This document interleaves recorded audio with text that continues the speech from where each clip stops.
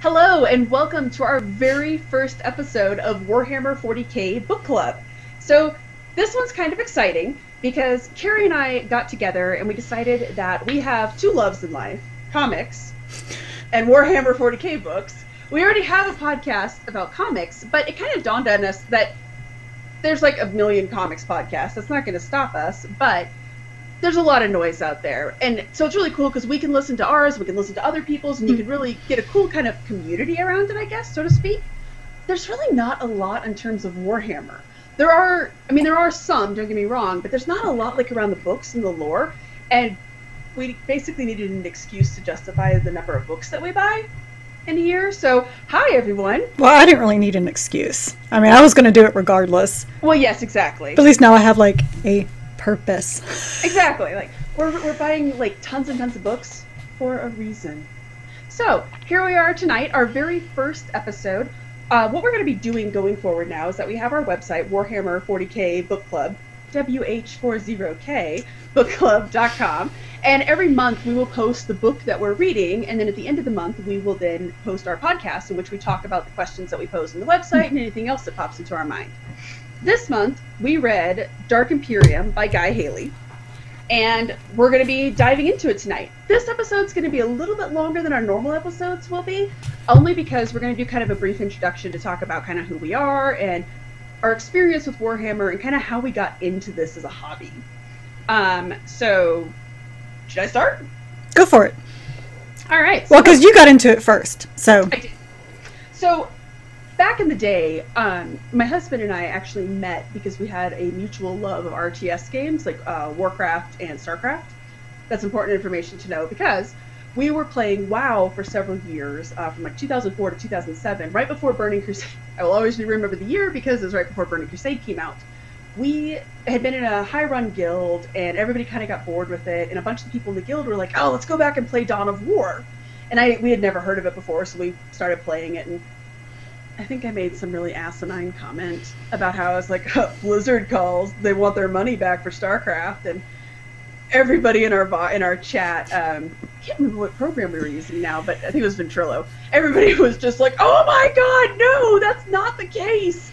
And so they directed us to go to the bookstore, and we picked up the Ultramarines Omnibus, and we both read it and just fell in love with it. And then we read Eisenhorn next, I think. And then we started ordering all of the Gaunt's Ghost book directly from Black Library. Well, back in 2007, it was really, really expensive to order from the Black Library, like more than it is now. And shipping, it's like a slow boat from China, and I think we spent like $30 in shipping to get like 4 books. But it was totally worth it. So we have just kind of been, there was a point where I honestly think we had probably read 90% of what the Black Library had out at the time. It's like, there's so many books out now. Because my husband reads the Warhammer Fantasy, I don't really. So this will be primarily a Warhammer 40k podcast, only because the books that I've read in the Warhammer Fantasy, I'm good. I'm not a big fantasy person, honestly. I'm more of a sci-fi person than a fantasy person. The funny thing is, I'm actually more of a fantasy person, but I like the Space Marines. Like, I played Total Warhammer. Total War Warhammer. Mm-hmm. And it dawned on me, no pun intended, I was like, oh, this is the fantasy. Oh. Well, I'm already bored. And I'm not saying it's a bad game. It's just, I'm there for the Space Marines, not exactly the trolls and there's no trolls. The dwarves. I was trying to say dwarves and it came out trolls. Like, just the dwarves faction and the humans, and then dealing with the orcs and like, ugh, Don't forget Skaven. I would like to forget the Skaven. I really would, because I reviewed, was it Warhammer Vermintide? Vermintide? No. Yeah. I'm good. It's just, as much as I like fantasy, that's just not one that jives with me. And I'm not a huge sci-fi person. And I'm in this. Right. And so, you and I have been friends for what, 7-8 years now? And when did Space Marine come out? Because I think that was really your first experience. That was mine, because it was E3 2011, back when I was writing for a site called Games Are Evil. And I think you and I were just talking on Twitter then, but we didn't meet. We didn't meet until 2012. Right. The E3 2012. But anyway, so we got in our badges and we're walking down the hall, and there was these huge banners. Like every year at E3, there's a certain hall, and they have these huge banners directly overhead, and they're usually all for the same game. And it's going all the way down. Amazing. Yeah, and it goes all the way down to different banners for the same game, and then they have it in reverse going back, so you can always see it. And what they had Space Marine there. Well, all I see is this, obvious Space Marine, because I was really into Halo at the time, charging into orcs with a sword. I saw it was called Space Marine, and I turned to my friend Ross, and I was just like, my God, could they come up with a more generic name than Space Marine? See, once again, snark. Right. And he was like, you don't know about Warhammer 40k? I was like, no, what's that? He goes, do not knock this until you try it. Like, okay. So the next morning when we got in, that was the first game that we went to, and I was in love, like, immediately. And so he started telling me that, it's this really rich lore, and it, it's been going on for many, many, many, many years. It started off, as a tabletop game, and blah, blah, blah. And so I played the game, and the game made me sad. Like, I was like, I can't believe it ended that way. And everyone I told that to, the response was the same. That's Warhammer for you. I'm like, well, what is that supposed to mean? And so I think it was when Jen and I really started talking, and I learned there was books. And so she recommended I start with Eisenhorn. I got Eisenhorn. I started the first book probably about 3 or 4 times, and I just could not get past the first chapter.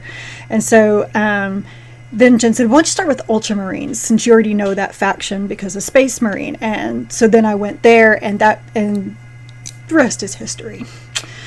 Read all of that, read Eisenhorn, started buying other books. A Citadel moved into the Dallas-Fort Worth area. And I've gone there now like 3 times, and I think each time I've spent well over $100 in books each time. Do I ever read them all? No, but, I have goals. And I can't help it when I go there and it's like, oh, look, this shiny. Oh my gosh, they have this one in hardback. Why we have a podcast now. Exactly. Yeah, so the other thing that so for a while there, because, like, to your point, we would buy all these books, and then, like, either my husband would be reading them or we would run out of books. For a while there, I was even, like, downloading PDFs of the codices. Because I was like, oh, yay, there's a codex. Because the codexes were actually kind of cool, and that is where Graham McNeil actually got his start. A lot of these authors started out really? with codexes, yeah. And so there would be, like, these, like, big... It would be like all the rules and stuff, but then there would be these just swaths of information about the Primarchs and the legions and what was so cool about them. And so, yeah, for a while there, that's what I was using to get your fix. Get my fix. Now we have Amazon. In the Black Library, should mention we're not affiliated with the Black Library, which is probably an important thing to say, as I'm about to say. Well, you can probably tell we don't have British accents. That too. Yeah. But they need to get their act together because their stuff is still so damn expensive. Thank you, Amazon.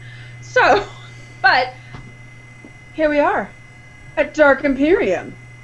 So if you, which of course you did, you've gone to the website already and you've looked along with our questions, naturally. There's still time, I promise.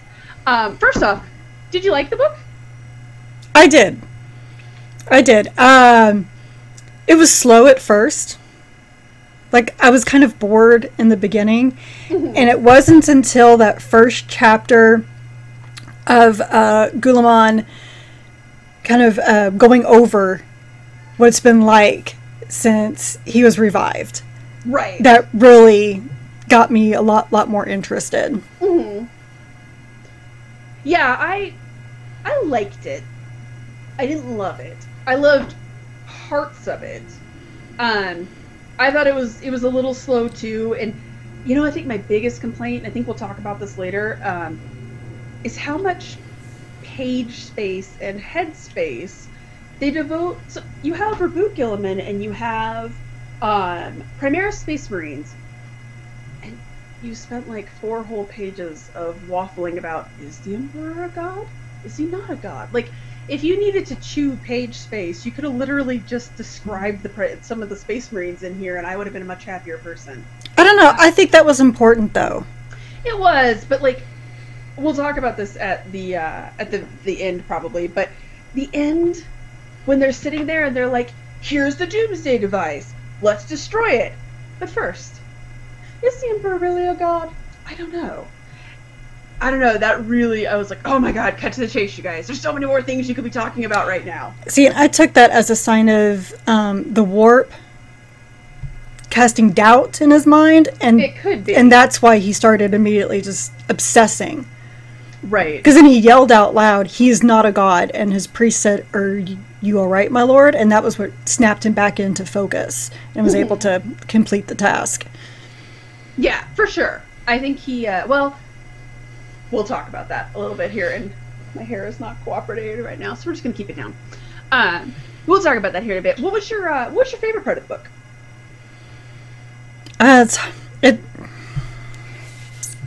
Parts? Yeah, I mean, the sad thing is, though, is that if I say it's my favorite, they're not, like, good. I mean, like, as in good things are happening for people. Right, that's fair. I guess probably my favorite was actually one of the saddest parts, and it was Marnius Calgar go in his head, because there's a couple chapters where he was talking about, revering Gulamon. Yeah, let me pull this up. Where he's like, really analyzing him as a hero. Because, they get told all this, they believed these stories about him for, 10,000 years. And they believe he's descended from a god. And so, in many ways, like, he's having issues of, reconciling the fact that, he is a man. And while Marnius has felt like he's done a really good job as a chapter master, which I would agree with him, I think he really has, here comes in Gulamon, who is just like, okay, so this is not how it was 10,000 years ago, and so I'm just going to, like, swipe everything right off the table. Right. And Marnius is like, okay, that's cool, because you're our Primarch, and you are our hero, and I understand what you're doing, but at the same time, he's having a hard time letting go of control, which I think anybody would. And he goes back and forth. He's like, he should be ruler, but this is hard for me. No, but he is the ruler, but this is hard for me. And, the whole time, he thought, I can't talk, but like just on this page, he's just, wrestling with the fact that, Gulamon's coming in and changing everything, and Calgar is trying not to take it personally. He said, like, this has what, that it was wishful thinking that everyone had always wanted for Gulamon to come back, but who did not wish for a savior in times of need? And he said he's forming his own versions of Gulamon's miraculous return, as he was sure every Ultramarines chapter master since the first had also done. He had not conceived of events playing out as they actually had, which I think is actually right there. That one sentence is like perfect description of the entire book, because it works for Gulamon as well. He could not have predicted he was going to awake 10,000 years later, and everything would be so drastically different. So right. That was probably one of mine, and the other one was Gulamon's conversation with his father. Yes, that was also one of my favorite parts. So that part I think is going to be a much bigger thing. So the thing that I always liked about it, my husband and I actually always had this ongoing debate, because I actually always thought that the Emperor looked at the Primarchs kind of like you look at your dogs. You love your dogs. They're great. And when they love you back, you're like, oh my god, I love you too. But ultimately, they're dogs. Like, if you had to kill your dog to save your kid, you totally would. So, like, the Emperor loves mankind and humanity. Right? Like, if he had to sacrifice any one of the Primarchs to save all of mankind, like that. He didn't love them like his children. They were really more like dogs. That's kind of how I always read it. And my husband was always like, no, it's definitely, these are his kids and blah, blah, blah, blah, blah. Thank you, Guy Haley. Because I got to the end of that and I was like, I fucking told you. So, I like to be right sometimes. No, not necessarily that, but just that, and this kind of bleeds, well, because I also had another favorite part, but this kind of bleeds into the next question too, is that he's clearly wrestling with this. Like, that was a shock to him. Oh, yeah. And he even mentions, he's like, would my father even be happy with being connected alive like this with obvious Xenos technology? Right. It's like, I kind of feel bad for everybody. Like, I feel bad for Gulamon, because I can't imagine waking up 10,000 years from now and not being like, what the fuck, people? And I feel sorry for everybody in the present, because it's almost been like, George Washington suddenly woke up and he was like, what have y'all done to this country? Like, I'm going to come in here and redo everything and be like, oh, he's our hero. And but he's always redoing everything. But I don't know if I like his politics now. Like, that's kind of outdated. And that's kind of what has been going on here. So I feel bad for, Marnius Calgar. I feel bad for the other Ultramarines. Especially with the Primaris, which we'll talk about in a minute. And at the same time, there's a whole Emperor thing. Like, nobody gets to see him, but sun's home. I'm barging on in. Like, oh, hey, right. You don't look good. Well, the things that I loved is when he talks about how the Emperor had lost his subtlety. Right. Like, I loved that. Like, the idea that... And if you think about it, right? I mean... He's kind of a cranky old man. Yeah, he's a little angry. Mm-hmm. But the thing that I really liked, the passage that I had written down, was that he said that while the Emperor had walked abroad, he had cloaked his manipulations in love. He had let his Primarchs call him father. He had let them call themselves his sons. He rarely spoke those words himself, Guilliman now realized. Right. So, and I loved that. I loved. Right. I really liked this idea when he said the Emperor did not love his sons. They were things. Like, him having to wrestle with this idea and how he hasn't told anyone about this. So, like, when they're, oh, does the Emperor love us? And that was heartbreaking. Oh, it was so heartbreaking when this priest, for people who haven't read the book but want to hear our thoughts on it, this human priest, when he says to him, he's like, oh, tell me, does the Emperor love us? And Guilliman says, yes. But I was telling my husband, I was like, it's kind of an Obi-Wan thing, because what he said is true from a certain point of view. And he even acknowledges that. Yeah, because, I mean, he loves mankind. Mm-hmm. I mean, not you specifically, but definitely all of people. The other part that I really, before we continue too far down this one, the only other thing I wanted to say is my favorite part's actually the beginning, the first chapter. That is one of the events of the heresy that oft talked about, oft referenced, but never actually seen, is the scene in which Fulgrim actually attacks Guilliman. And I loved it because he handles it so well. And the thing that I really liked about that scene is that in a lot of the Horus Heresy novels, as they start to get to these confrontations between brother and brother, the facade starts to break down. Like, some of them, it's really sad. Like, we talk about this all the time, but there's a short story between the Lion and Conrad Kurz where the Lion is like, what are you doing, dude? I thought we were friends. But I liked when Guilliman's walking through Fulgrim's ship and he's like, ugh, he always was an arrogant bastard. Like, you just feel the disgust on him all around. And just the descriptions of the warp and the description, or like how the ship is existing between time and space. You see that again when they're on Motrarian's ship. it was great, and it was everything that I really wanted it to be. This huge, this clash of titans, and although it was also really sad too when he's on the ground and he's like, because Fulgrim slashes his neck with a poisoned blade, and as he's dying and he's sitting there, and it dawns on him that he's dying. So well done. So that was like the weird thing, like, oh, the first chapter was my favorite, but that to me was like the part of the book that I was like, this is phenomenal. But so that segs us nicely into our next question, which was, did the author do a good job of humanizing Guilliman? Because you have this Primarch. He's basically a demigod. He is a demigod, yeah. He really is. He is this superhuman being. He's like 3 people tall, right? How do you humanize a character like that? And I think, as we were saying, they really do, with him wrestling with the fact that his dad didn't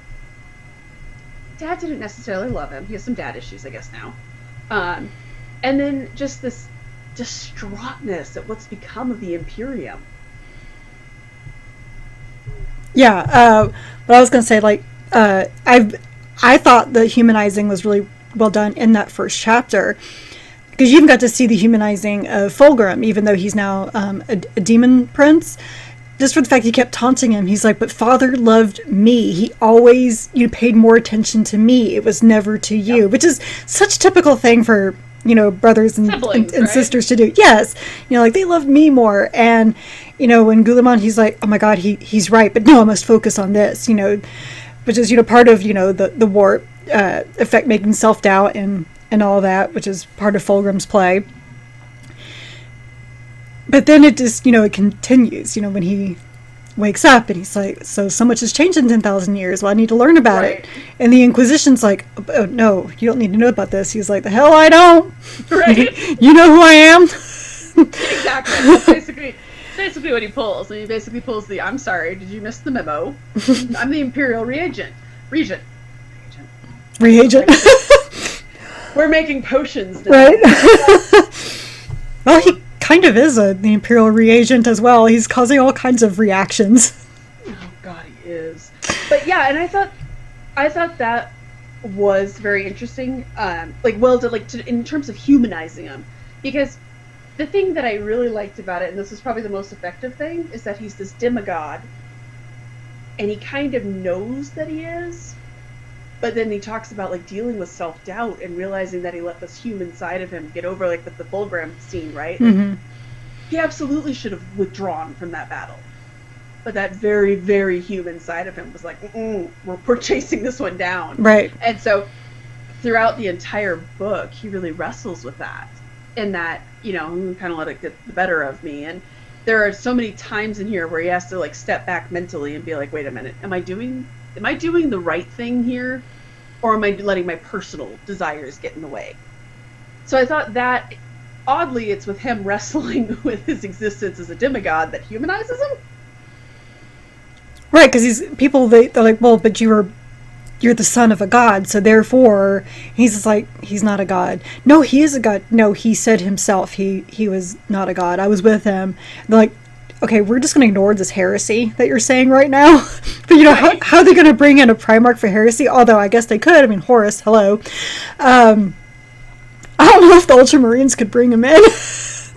You're like, we're so torn here. Right. But, and he even talks about how that he believes that the reason why the 500 worlds of Ultramar broke up is because of his mistakes in the past, that he didn't lay down the correct foundation. And he was taking it all on himself, and then in a way kind of blaming Calgar at the same time. Whether he intended, I don't think he intended to, but that's definitely how it came off. Like, the whole time Calgar's like, I'm being punished. Like, I don't even know. He's like, I've never failed at anything, and I'm being punished for, I don't what? Right. Well, it's, actually I think you had the best example of this, because it's his dad, right? The idea of, like, your parent asking you to go do something and then sending you back inside so they can just do it themselves because they'll do it the right way. Well, that was my whole life. I had that with my parents too, right? Yeah, like, my mom would send us out to go wash our cars. We start washing our cars. My dad's like, you're doing it all wrong. He'd take it over and send us back in. We're like, okay. I'm really bad about it with like the dishes. Like I'll tell my daughter, or my husband will like tell my daughter like do the dishes, and then I'll just be like, oh my god, you're doing them wrong. I'll do it right. So I jump in, right? And I kind of felt like that was a really good analogy for this because it does kind of feel like that's maybe unintentionally, right? But kind of, and I don't know if it's necessarily him saying you're doing a bad job, but it's kind of inadvertently, like yeah, I don't clearly. I mean, he even talks about how much he respects Calgar, so I don't think it's. I think it is entirely inadvertent.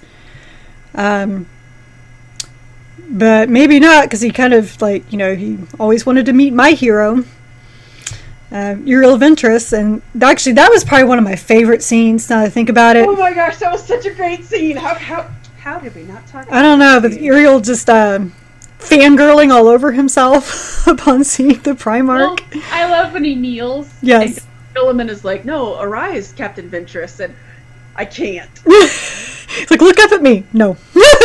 Well, and then I liked that when he did, he was like, oh man, they told me this was going to happen, and I said that it wasn't gonna.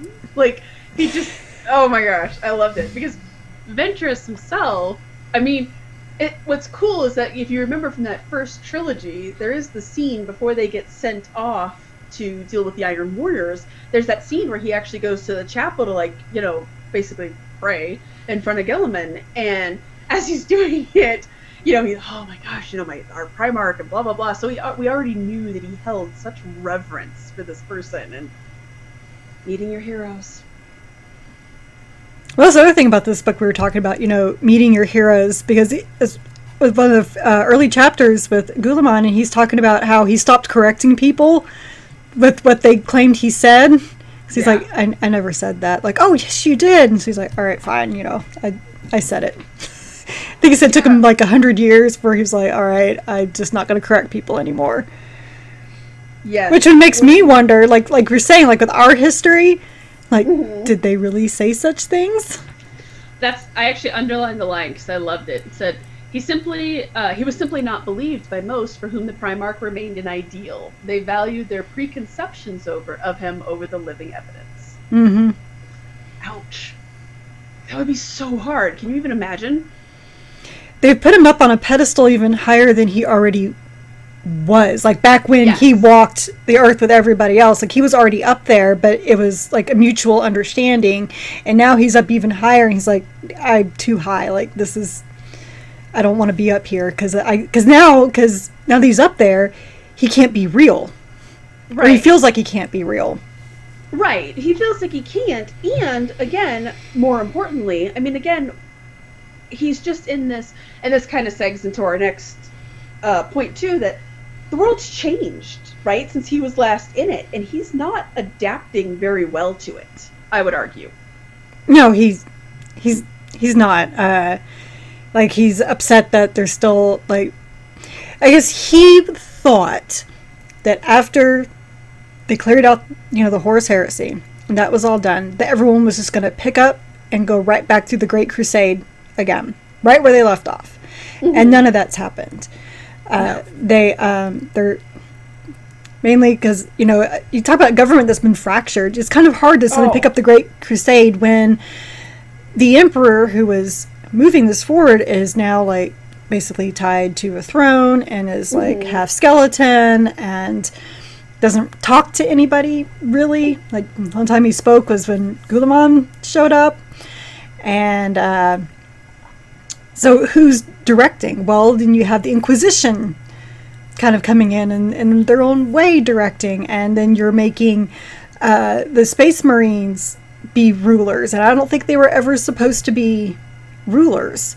Although he's making it, maybe they were. In his mind, they were. So, like, in the Horus Heresy books, they talk a lot about how he envisioned that after the Great Crusade was done, that the Ultramarines would basically become statesmen and become, like, these powerful leader figures who could then help regular humans, help them get their world in shape and help keep order and all of that. Kind of a peacekeeping force, but also being, like, these people of wisdom and stuff. So the Ultramarines... So, Jedi. Yeah, actually, yeah, kind of. they were very much into politics and history and all of this kind of stuff. It was very important for him to have that. And in some of the Horus Heresy books, they actually call out that made his legion very unique. Just obviously the Space Wolves weren't really going to be so down with being statesmen. Hey, run for president, vote for Bjorn. So I mean, it was always kind of this thing where people were like, oh. And Guilliman always had this. Well, Horus actually kind of had the same thing too. This idea that, okay, eventually the war is going to be done, and a lot of the other Primarchs would be like, is it though? So that kind of, again, that also added to the sadness of this, when he's like, wait a minute, we're still fighting? Yeah, we're still fighting the Xenos. We still have this problem. We still haven't unified everybody. Wait, we're giving these planets independence? I don't think so. Like, they all need to be part of this so that we can rule them. And, you know, something that you told me this week, something I didn't realize, because I, like, as it says below, like, I am the rookie here in a lot of this. Like, there's so many sub-chapters, you know, post-foundings, and I'm, like, glad if I, you know the originals. The original, like, I get that, but you start talking about, you know, the Black Templars and the Nova Marines and all this. I'm like, all right, where do these people all come from? Like, I'm so confused. And it's just the various foundings. And I think the first time I was introduced to a different subchapter was in, it must have been the third Ultramarines book. Because they had to... In the second Ultramarine book, they actually deal with the Mortifactors, who show up in this book, too. Okay, that's who I was talking about, was the Mortifactors. It was the second book. I couldn't remember the second or third. You know, and they were like so excited because there was a subchapter with somebody else who also was made from Guilliman's gene seed, and they're nothing like the Ultramarines. So I'm like, well, what is this all about? And so when I see, and then all these lists, and then, you know, my eyes just kind of swirled around and just... you know, backed out of it. And Jen was one who was telling me that actually it's the Ultramarines where most of those subchapters came from. So it was almost like Guilliman was constantly tinkering. Well, so in the wake of the heresy, so one of the reasons that the heresy was so bad is that you had these legions of 10,000 soldiers. So they could be everywhere. I mean, it's one of the reasons that the Black Legion continues to be such a problem, is that there's so many of them. So that was one of the reasons, that was one of the first things for the Codex Astartes, that he was like, 1,000 warriors, that's it. So when he wanted to cut down to 1,000, he had 9,000 other people, right? So then you get all these subchapters, and then once those guys started to get too big, you get subchapters from them. By the way, that was one of my fangirl moments early on in the book. In the first chapter, they mentioned the Iron Snakes, who were like one of my other favorite chapters. So I was just like, very, very excited about that. My husband and I both were like, that book's amazing. But, so that was really cool about that. But yeah, I mean, he talks about that in here too, and that, we'll talk more about that, I'm sure, a bit later, but just the number of subchapters that get thrown around in here, it is a little daunting. Mm-hmm. Yeah, it's, as someone who's still just, you know, trying to, like, learn everything, it's too much. Mm-hmm. And, which... I guess I want to go on ahead and then jump into the next one about the Primaris Marines. Yes. So, I do have a question about them, because it was something I noticed, just something that Captain Felix said, which I have to admit, like, I kind of like Captain Felix a lot. Especially, gosh, page 307, where he's wondering how Calgar feels about the Primaris Marines. Like, he's actually the one considering other feelings, where Guilliman is not. Because he's like, you know, he's constantly coming to us. He's not coming to his, you know, primary gene seed. And he keeps asking us to do things and not them. And he keeps shunting Calgar aside. And, you know, and then later, you know, Felix becomes a tetrarch. But not Calgar. Right. Well, yeah, that was the line. Actually, I underlined that. Guilliman had been careless with the feelings of his existing sons. Increasingly, Guilliman looked to his Primaris Space Marines as his first solution. He made no attempt to hide the fact that the days of the older Space Marines were numbered. So, I actually, that's a really good point, because I had that reaction when Games Workshop first announced the Primaris Marines and kind of gave the history of them. I was like, holy shit, like how terrible must that feel for the regular Space Marines that we have now, the old Space Marines, I guess, that Guilliman shows back up out of stasis and is like, you guys aren't going to cut it, and goes and gets better models, which apparently had always been around, but we just never talked about them. Right, so that's what I was about to bring up. So it's on page 394, and it's where Felix had still not accepted the way the Emperor was worshipped in this era. I'm like, yeah. In this era? You haven't accepted in this era? How long have you been around? Have you just been in stasis? In and out? Okay, so this was something that Guilliman's been working with Call this whole time. You know, when he got out, he was like, okay, I want my Primaris back. Like, you activate them, please. Right. It's all so weird. It is a little weird that this was, like, literally never mentioned. Now, asterisk, again, I haven't read all of the books, so maybe this was, like, casually mentioned in a book, but I would ask when that book was published, whether or not it was before or after the Primaris Marines were announced. They were never mentioned, but then he talks about how the Emperor basically told Call, go do the thing, and then Call was kind of left to do it himself. I don't know. Sounds like Call took a bunch of liberties.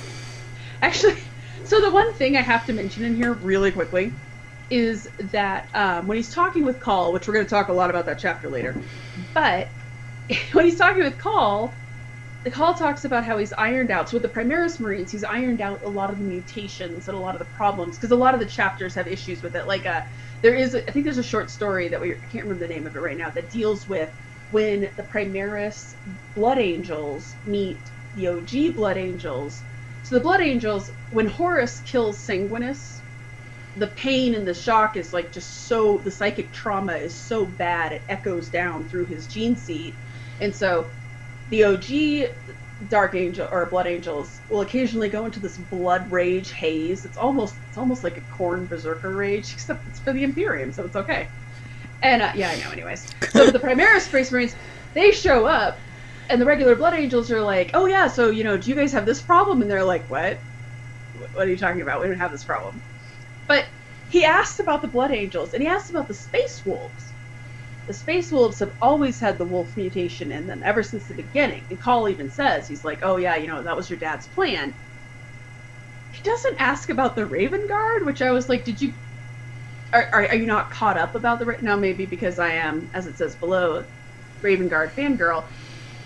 After the heresy, after like the entirety of the Raven Guard gets wiped out on Istvan, Korax tries to like do his own cloning and stuff, and basically borks the gene seed. So most of the Raven Guard don't even have like all of the special genes and organs and stuff that the regular Space Marines have. So I was really upset when he didn't specifically ask about them. I was like, did you just not care, or are you not caught up? Well, maybe being sneaky is not the Ultramarines' way. They just like to tank through things. So he's like, I don't care about the Raven Guard. They can go do whatever they want. Angry birds.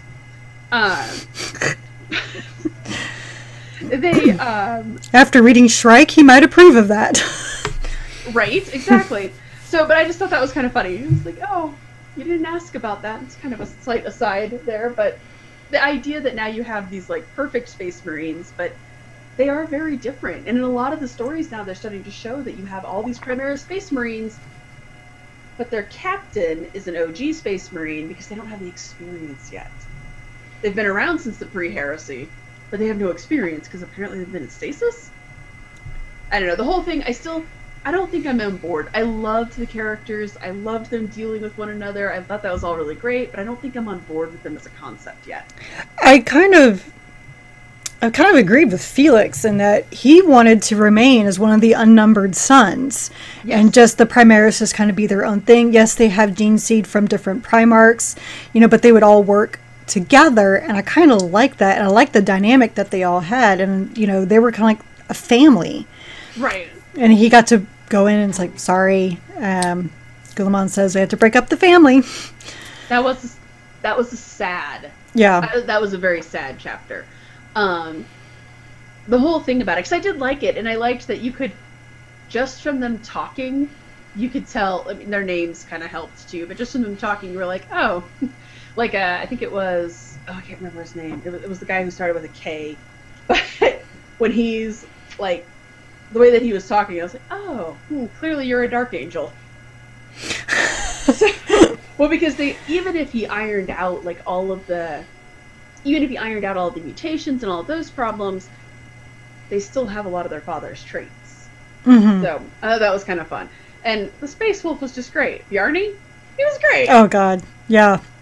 Needed more of him, thank you. He was so much fun. But not just him versus the Ultramarines, right? Like, seeing that contrast between them, that was great. I could have used, like, 2 more chapters of that. Dad, no, we just got like a few pages, and we're breaking up the family, and oh, you guys don't really like where you're about to be assigned, and I'm sorry. Blame Guilliman. Blame the Primarch Reborn here. It's no big fault, Dad said so. Yeah, but I did. Who's come in and gone up to this perfectly set table and just yanked out the tablecloth. Well, I did like that he's like, I wanted to be the one to deliver the news. Right, because it's his family. Mm-hmm. His brothers, and I thought that was interesting because, again, they have shared experiences. And they haven't really touched on how the regular Ultramarine, or the regular Space Marines are dealing with this, but I don't know, like, Marneus Calgar is already kind of like, there was a line, it was a throwaway line, but they talk about, like, they had formed a new chapter or a new division or something like that, and they were like, oh, Marneus Calgar doesn't even know that this has happened yet. That's probably not going to go over well. But the one thing that I really wanted to mention about this that I found interesting, and I have to find which page it's on, I'm flipping through my margins here, looking for my note. So if you recall, the thing that they were saying that made them, the Primaris Marines, so good was that all mutation is gone, super resistant to chaos. Not once, but twice, Felix gets affected by chaos and has to be kind of ripped back from the brain. Oh, yeah. So, clearly, maybe not totally ironed out. Just throwing that out there. So I don't know if that's, and we'll talk about that again in a bit, but I don't know if that's like major foreshadowing for future problems. I mean, I guess if they really wanted to keep them, untouched by chaos, they would have gotten some of the Grey Knight's gene seed. Right. Exactly. That's a thought. Yeah. So I thought that was a little interesting. I did like when they're fighting the I liked when they were fighting the Death Guard, and I think it's Felix, one of the Death Guard guys, is like, oh, come on, little warrior, I've been fighting for 10,000 years. Like, when he's taunting him. Mm-hmm. I think he calls them little warrior, like, twice, so I was like, adorable. Oh, you. Oh, you. Even though the Primaris is supposed to be even bigger in the original, it's like, what is this? Bigger is better? Size does matter. You're trying to make everybody Texas? I was gonna say, well, actually, I think like that's probably the Death Guard. Because remember, they talk about just how huge they all are because they're bloated though. It's nasty. But nimble on their feet, limber/nimble on their feet. Apparently, I bet they squish when they move. Oh, can you imagine? Smell. Ugh. Yeah, but I'm not sure. So to that point too, like, how is Chaos gonna react to this? Apparently, since they can corrupt them, I don't know. And again, more on that in a bit here. But that kind of segues us over to Nurgle's. Of all the Chaos factions, so most of the books that I have read, it's Khorne, Tzeentch. I've seen a couple with Slaanesh. Usually, it's characters, like minor characters who worship Slaanesh. Or a lot of it's Chaos Undivided. This was one of like a handful, I think this is like the third or fourth, maybe second or third book actually, that I've read that really focused on Nurgle. Whenever you read Grey Knight, Sons of Titan, that also focuses on Nurgle. Oh, sweet, cool. It's a very different feel and a different flavor than the rest of Chaos. Oh, did you have to say flavor? Sorry. God. Well, so there were sections. So actually one of my favorite chapters was the Kugarth's Cavalcade, when they describe the Nurgle ship's landing. I could like smell it as I was reading it. Especially, so this is the funny thing I was telling Carrie, that I don't get grossed out very easily. So like, they're describing their intestines hanging out, and I'm like, okay. I get grossed out very easily. Most of those chapters was like dry heaving while reading it. Which I have to say, it's a tribute to Guy Haley right there. Because it's supposed to be disgusting. Oh yeah, for sure. And, but yeah, like, you know, like they're talking about all the parasites, and I'm like, alright. And they're talking about like their eyes being caked closed. Okay. And I'm like, you do you, boo. You do you. When they started talking about feces, I was like, nope, I'm done. Done. That was the part that I was like, oh god, I can smell it. I do not handle excrement at all. So that was just, the baby phase is very hard for me. But when they were talking about like some guy, there was one of the guys coming out that was like, he had to drag himself on his knuckles, and like how he had like a trail. Yes. So, yes. Good job, Guy Haley. Good job. I was thoroughly disgusted, and yeah, I felt like I could smell it. Blah. The whole time I'm reading it going, why would anyone worship Nurgle? Like, oh, well, so that's the thing that I loved about the Nurgle guys, is that they've always, like, I've always read in the lore and stuff that Papa Nurgle, unlike other Chaos factions, so whenever you see Slaanesh, they always describe them like heroin addicts. They're just constantly they're just constantly chasing that next high. Mm-hmm. Very bored. Nothing really entertains them because they've done everything. Because it's a pleasure thing, right? Because that's what Yes. Fulgrim always talked about. Mm-hmm. Yeah, he's the god of sex, drugs, and rock and roll. They're all trying to get that next thrill. So, and when they talk about his demons, it's the same way. They're just there to like kind of torture. They're not the Core Knights. They're kind of happy when they're raging, but they're still raging. The Tzeentch is so conniving that his minions are always described as like looking for conspiracies and secrets, and there doesn't seem to be a lot of joy there. The Nurgle guys are so happy. Like, they're just so happy when they're like cavorting out playing music, and they talk about them like chortling and giggling, and they're all just trying to get Papa Nurgle's love. That, it made it so different, because on one hand they're so disgusting, but on the other hand I was like, oh, they're so cheerful. You know, I guess when you're that gross, what else you got? Right. Well, the interesting thing that I had never thought about, they talk a lot about how it's a type of immortality because it's life from death. So I guess it doesn't matter if you're disgusting because you're immortal. No. Yeah, no. Like, some of the descriptions, I was like, why would you want that? That's not the type of immortality. I guess I think I discovered something about myself reading this book, and it was that I am, like, I would never consider myself to be a vain person. I'm too vain to worship Nurgle. Oh, I totally am. But I thought that way reading Sons of Titan, because when they inadvertently summon Kugoth, who was in this as well, it's like, when I first read it, I was like, well, hold on a minute, and pulled out that book. Yep, it's the same demon. When he takes over the ship that they're on, and they describe like how it becomes organic and the sounds that it makes, and the whole time I'm like, oh, I'm gonna hurl in this book. And just splorching. Yeah, so that's all I imagined was splorching. Have you ever had a walk through like deep mud? No, I have not personally, but I can imagine the sounds and yeah, or like going through a marsh. Right. Slurp, slurp, slurp, slurp. That's, good. Imagine just like that's, and you must be able to smell it from like a mile away. Maybe two.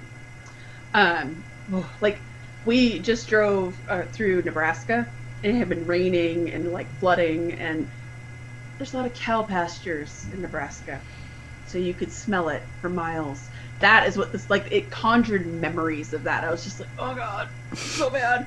But so here's an interesting thing that I found interesting. So one of the things that I've always wrestled with Nurgle is that in the Horus Heresy books, Mortarion was very, very anti-warpcraft, anti-psyker, anti-everything. Like, he was one of the drivers behind the Council of Nicaea, whatever.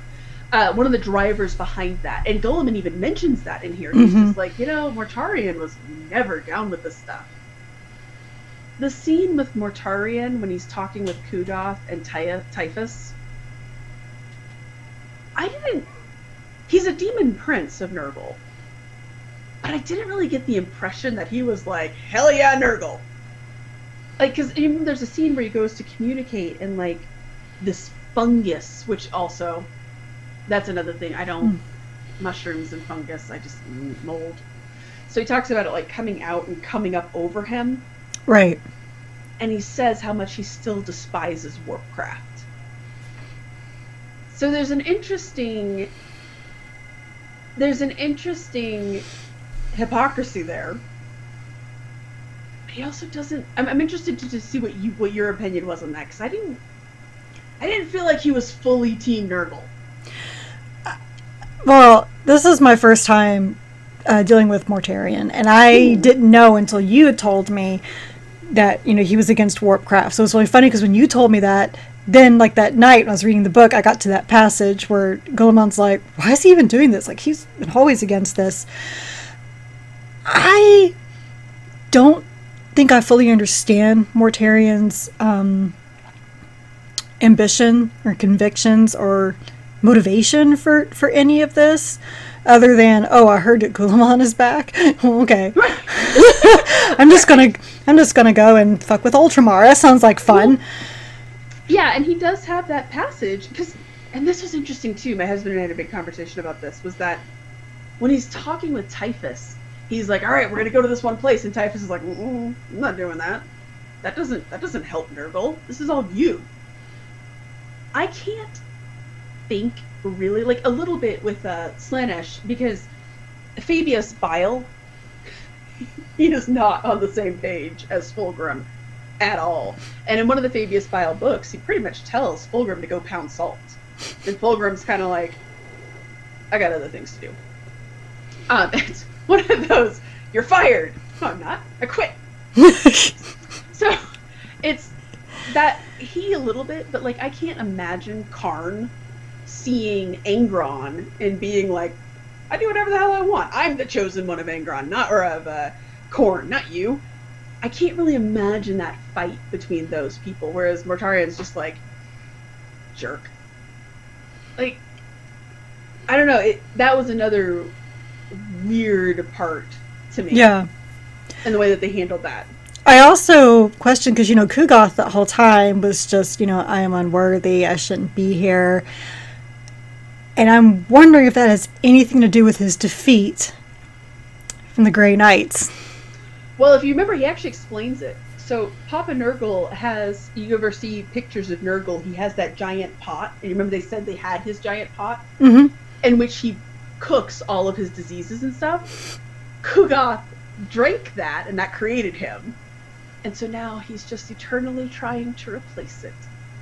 So it could be part of that, too, with that failure that he had there. But, like, because I say that because in Sons of Titan, he is not like that at all.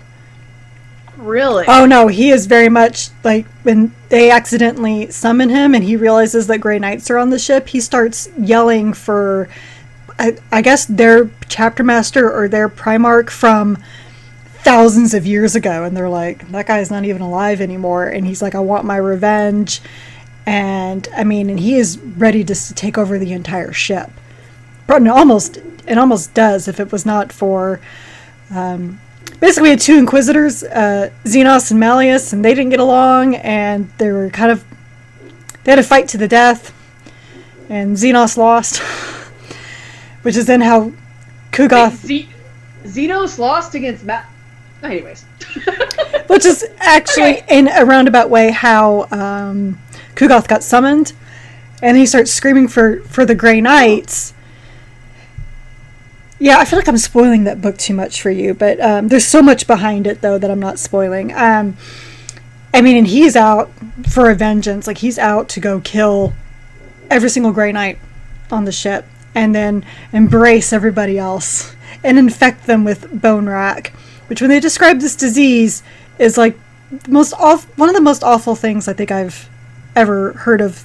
Someone dies of it there, and the description of that was... Although Guy Haley topped it.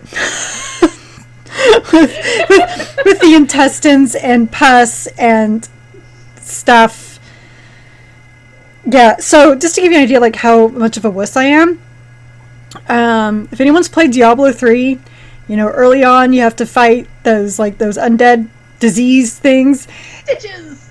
Right, and you get to the, what are they, the Wraith Mothers? I don't remember what they're called, but they're vomiting everywhere. Oh, yeah, the Plague Mothers. Plague Mothers, they're vomiting everywhere and things come up, and then you got those huge bloated guys that when they explode, and there's always this squelch when you're fighting these diseased ones, and it always made me go, every single time. There was a raid in OG, like vanilla, early World of Warcraft called Sholomance, and there was one in there. And I was like, oh god, this is so disgusting. And then they built Naxxramas, which was even bigger, and had like several of them, more of them in there. And there was one boss, and he looked exactly like how they described this, with like the intestines hanging out and all of that, and just the noises. Yeah. And the things that came off of him. Right. I always felt like the stereotypical girl, because I was like, I don't want to be in this room. Because I was also the one who got severely nauseated watching a E3 trailer of Dead Space. So, like, I love Dead Space. I know you do. So yeah, I developed a weak stomach the older I've gotten, and now I just can't handle some of that stuff. And seriously, like, I was talking to our friend Drew, who's actually listening to this on Audible, and he was just like, "Oh God," like, he was texting me going, "That's just awful." Of course, like, he's actually hearing it, and the guy might be actually making some noises. Yeah. To go along with it, but yeah. So yes, props to you, Guy Haley. Oh yeah, it was effective, but it was. But I mean, they're evil, obviously, because they're chaos. I guess, but they're happy about it. Yeah, and I thought that was kind of interesting, and it made them it makes them a fun chaos faction. And sure. Okay, I'm into weird stuff. I kind of understand the Iron Warriors a little more, even though they're pretty darn disgusting as well. Like, I will say, when Ventress was in the Eye of Terror and they were dealing with Hanzo and that, my stomach turned a lot of just his mutations that he was making. But at least Hanzo, he was just like, we're just doing this for funsies. Like, we'll just take this apart and see what it does. Actually, that book still remains, I think, one of the worst descriptions I've ever read, because if you remember, they go through that area where they're harvesting flesh, and so they have the people who are like super bloated, and they're just peeling skin off of them and letting it heal, and then peeling more off of it, and they talk about like how people, like, they talk about how some of the victims were looking at the Space Marines, and they clearly still had like some sanity and recognition in their eyes. It was almost kind of like reading, the many levels of hell. Right. In many ways. And because I remember when I got to that chapter, I was texting you and going, oh my God, I'm going to throw up reading this because this is so nasty. And she just wrote back, because she's caring, chaos is bad, yo.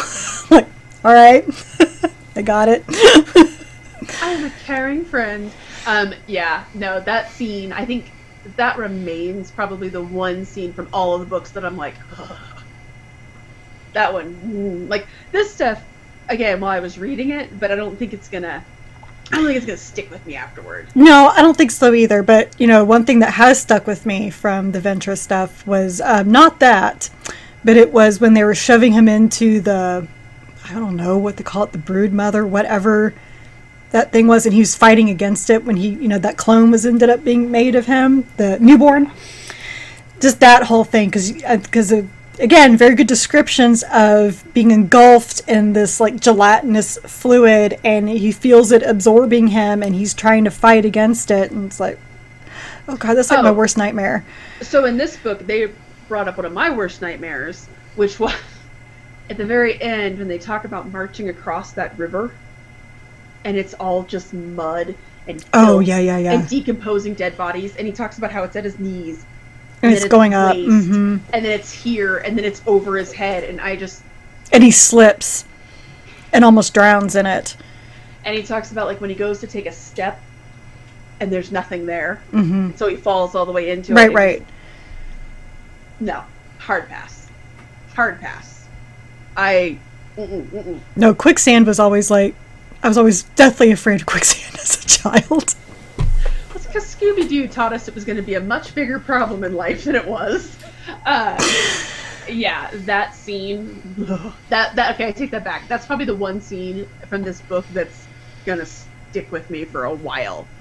But, I mean, overall, I always like when the Chaos Marines show up in general, only because it's interesting to see, like, these, you know, like, you have Ventress, for a good example, who's, like, 500 years old, probably, but he's fighting against somebody who's like 10,000 years old and may have been like 400 or 500 years old at the start of the heresy, so much older even, maybe.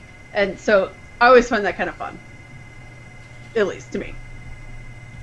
But here comes the meat of our discussion tonight.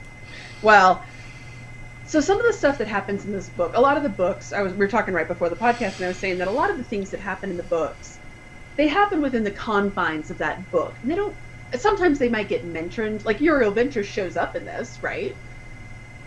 But I wouldn't say that any of the events from those books are ever really referenced anywhere else, right?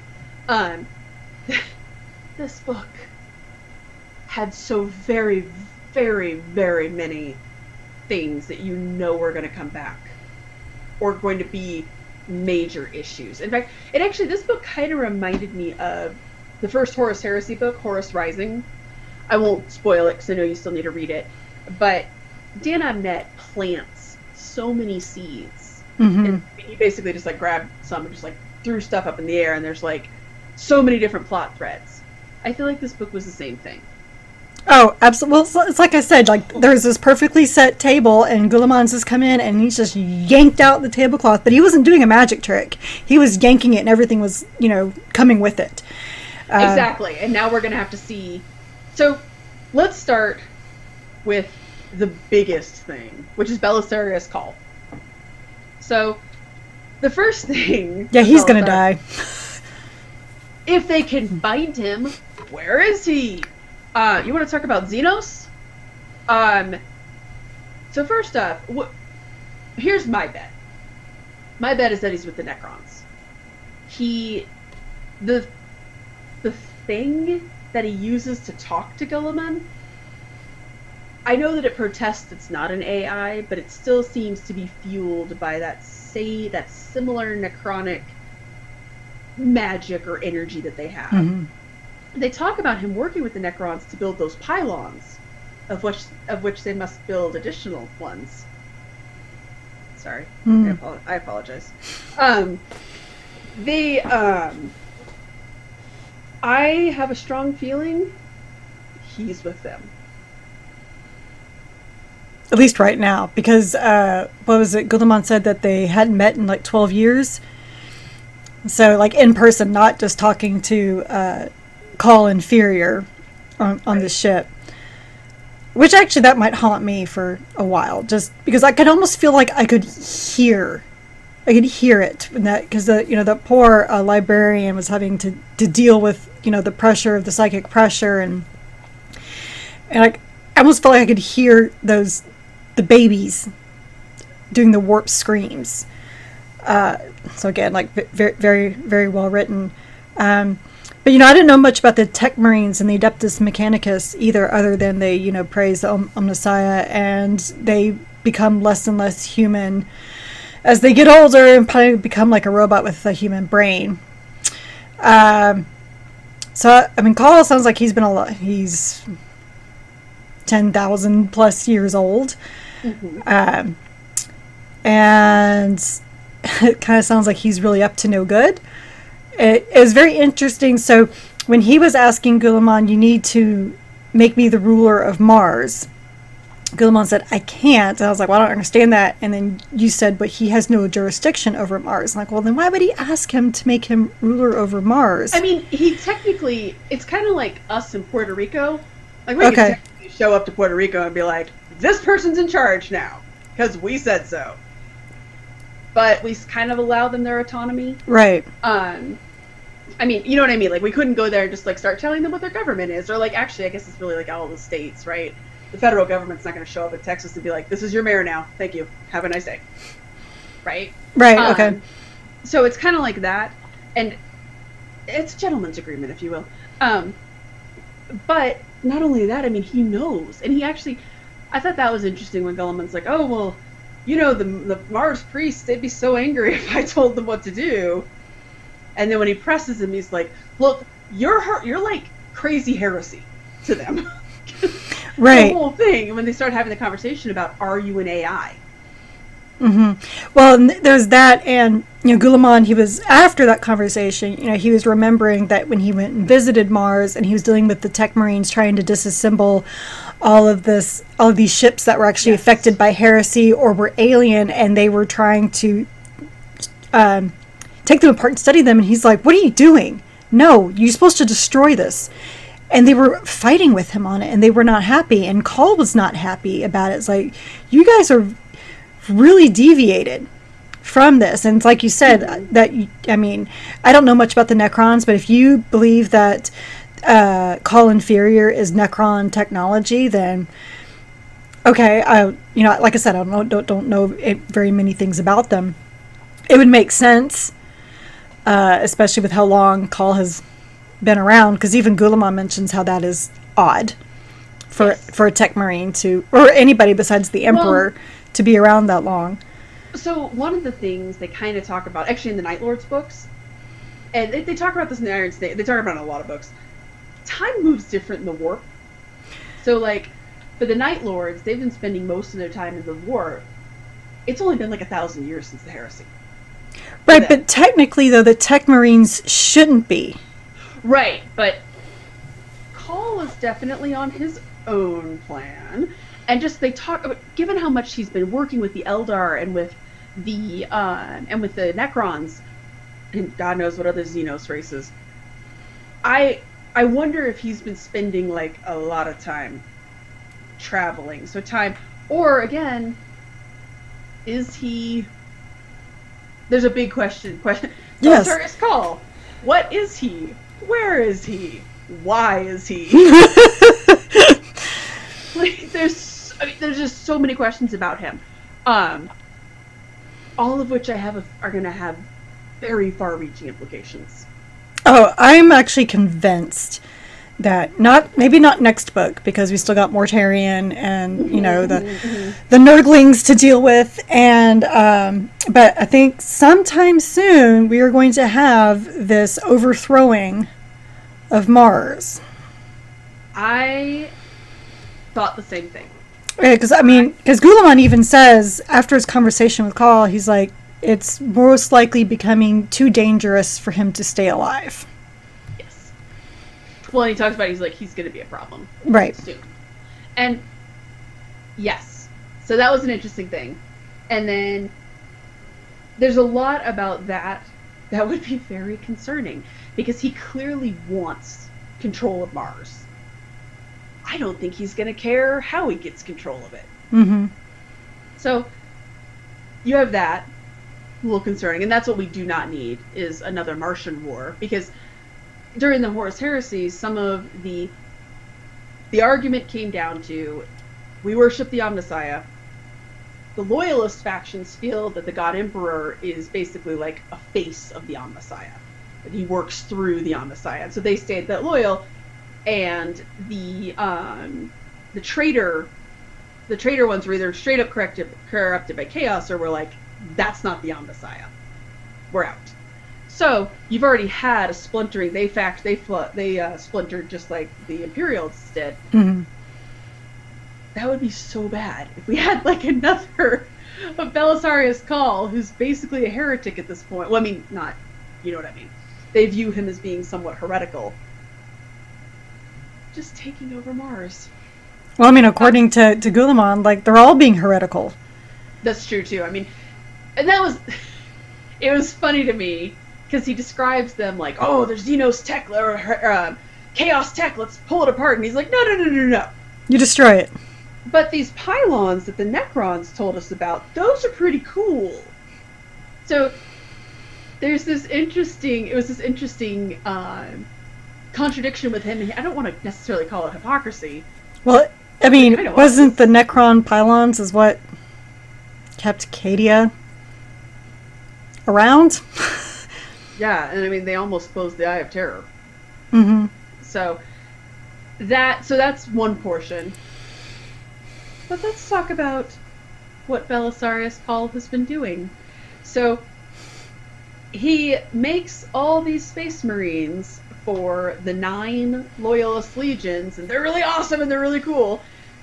And then he throws out, and this is probably in my other favorite scene in this book, and I thought it was done so well, is when he's like, oh, by the way, I actually have the rest. I have the other, 11 people. So that is not only the 9 traitor legions, it's also the 2 erased legions. Like, I have them, and they're all good, and they're, free from corruption, and blah, blah, blah, blah, blah. And Guilliman, of course, is like, no. And I did like that Belisarius Cawl is like, but your father intended for you to all work together. That's the only way that this works. And when Guilliman says no again, Cawl basically says, oh, I'm going through a tunnel, you're breaking up. Right! Can't hear you. Gotta go! God! Bad connection! Can you imagine the heads with their slack jaws being like, can't hear you?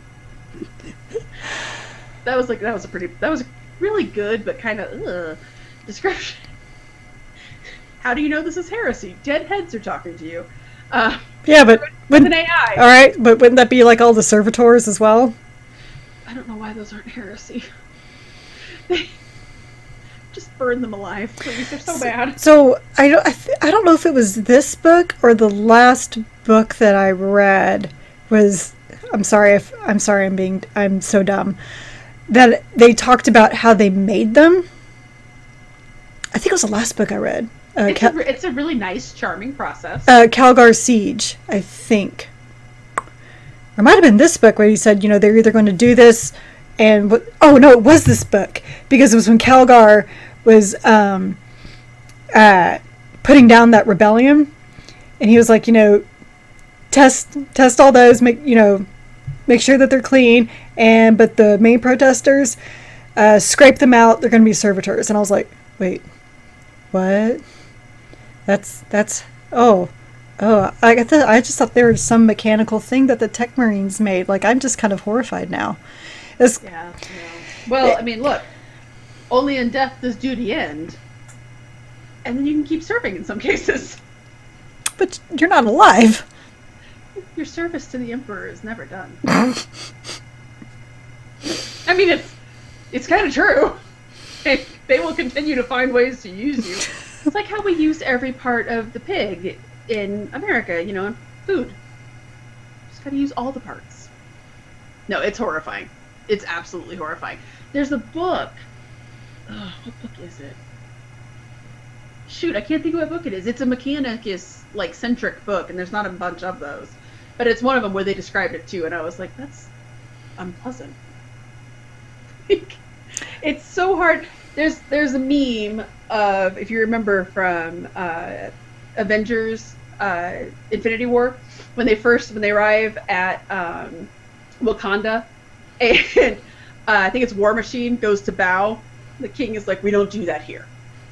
when somebody's like, when they learn about Warhammer 40k and they ask who are the good guys and who are the bad guys. We don't do that here.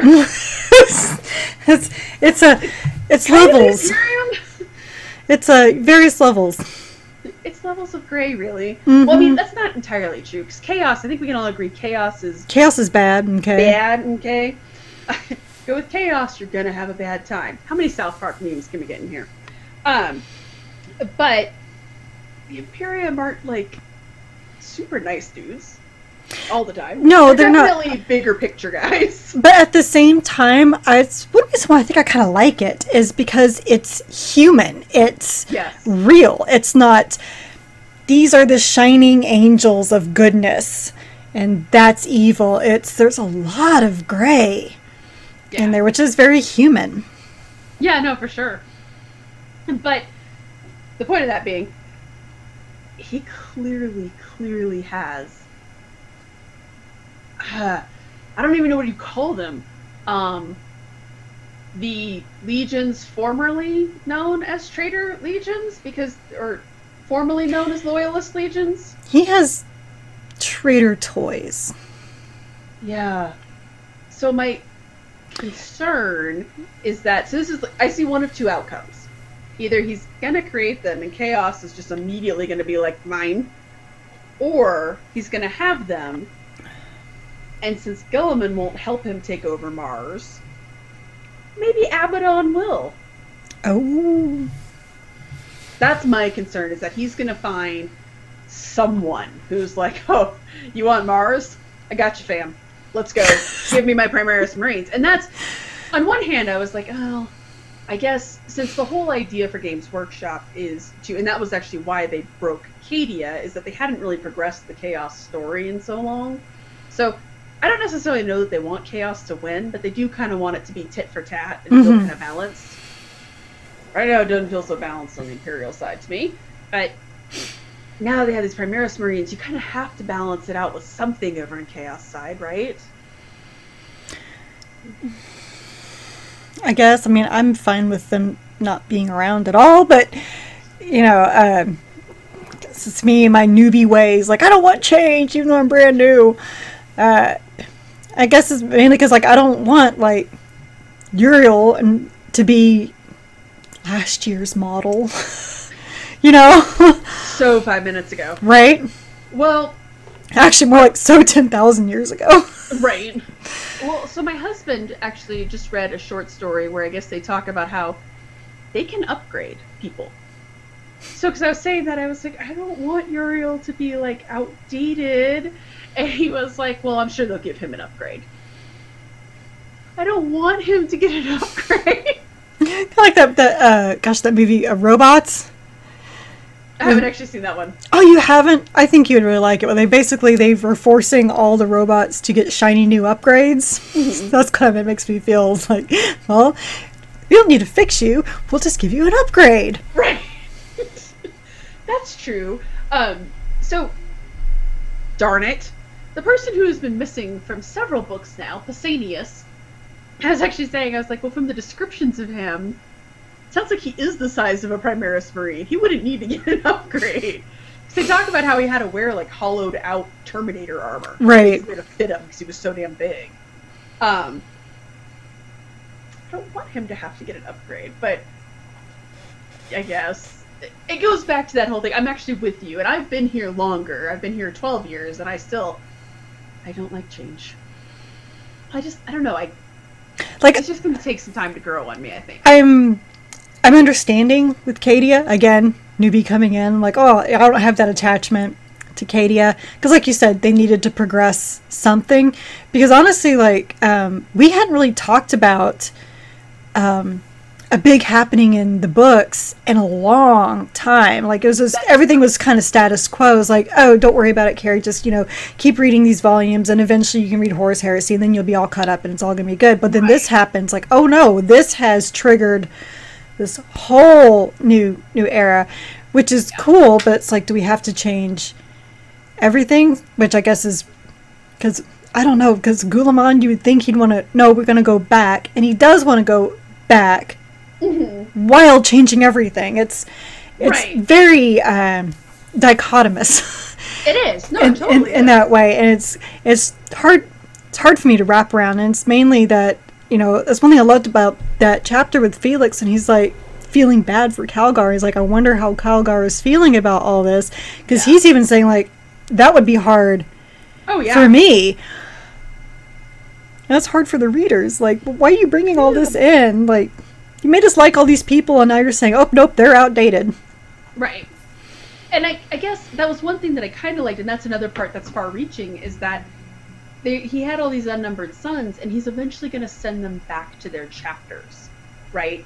So the two questions come from that. One, how will those other chapters react to this? Because, I mean, I worked at a company, and maybe that's why I'm like sensitive to this. I worked at a company once where we were built on one technology, and we decided we were going to build on a wholly other technology. And when those developers came in, it was the most awkward lunch I've ever been at. Because everybody was doing the math and knew exactly what was going on. So I kind of feel like that's how that's going to be. Like when they show up and they're like, hi, we're your new brothers. Oh. Okay. And we're the bigger and better models. So Guilliman's not the only Primarch coming back. First off, Corax is actually still in his tower doing God knows what for the last 10,000 years. Trying to make more of his legion. Leman Russ just got up from a dinner and left and was like, I'll be back for the end fight. And he did the diner dash. He did. I'm going to go to the bathroom, and then never comes back. Yeah, it's like, you know, most dads. He went out for milk and didn't come back. I can't imagine that Russ is going to be down with that. Like, when he comes back, I can't imagine that he's going to be like, hell yeah! Since he read the Codex Astartes and was like, I'm keeping my 10,000 guys, none of this applies to me. Right? So, I don't know how the other Primarchs are going to react to this. Vulcan lives, even though they cut off his head. It's, you know, they glued it back on, actually. It made sense how they brought him back, how they're going to bring him back. But, I mean, I feel like that's a conflict in the making. Right. But is it a conflict for the sake of conflict?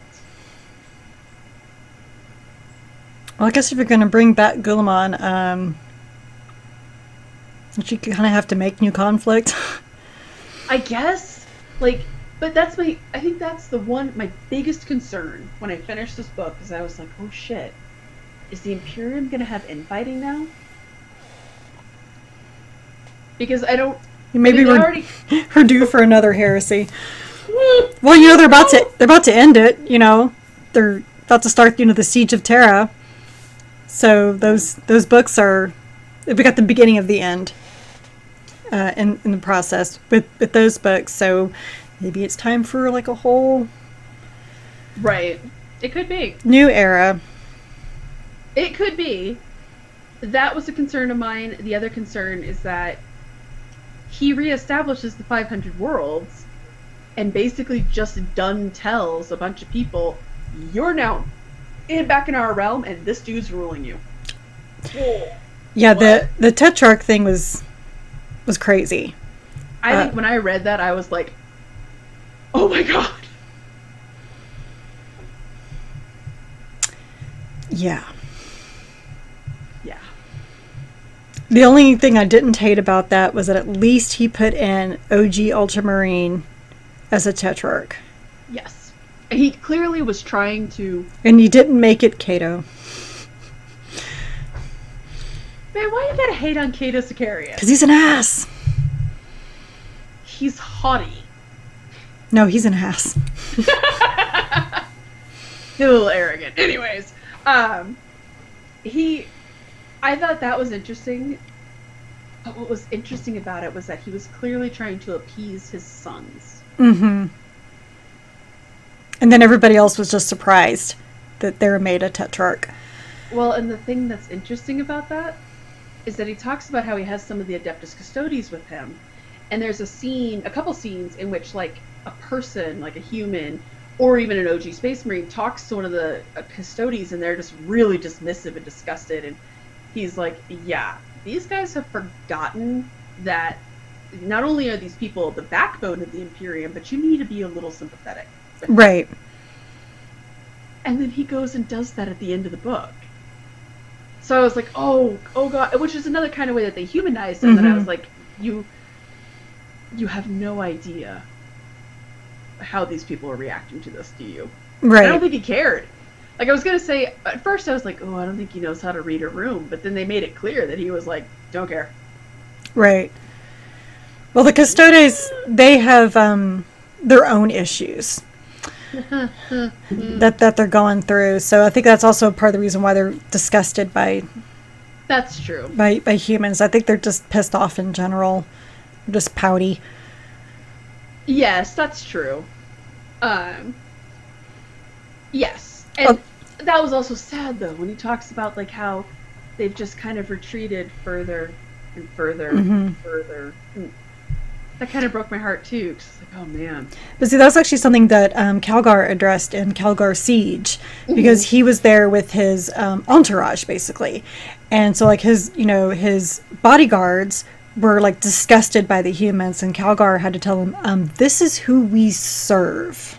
Like, have compassion, have a heart, understand that they're not like us. And so, which is, well, I liked seeing that echoed in Guilliman, but then, like you said, then it got kind of turned around at the end, but I think it's also because Guilliman has his own issues. He's still wrestling with very much what happened so. with his father. Yeah, very much so. Which I'm so glad at the end that he actually said what his father lied about, because he's like, because he talks about it, he's like, he lied, and then he glossed over like, what did he lie about? Right? I was thinking, is this something that people who've read all the books know? And I'm also glad he actually would remember. He went through his meeting with his father, because he had that one in the beginning where he talked about, he's lost his subtlety. And he still has that psychic pressure. He still feels it in his mind. I was like, man, what does Dad do? Just throw a psychic fit? Well, kind of.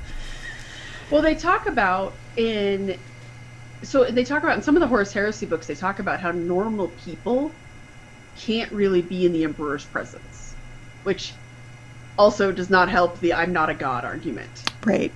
So they talk about how just his presence alone, because he's such a powerful psyker, that his presence is overwhelming for normal people.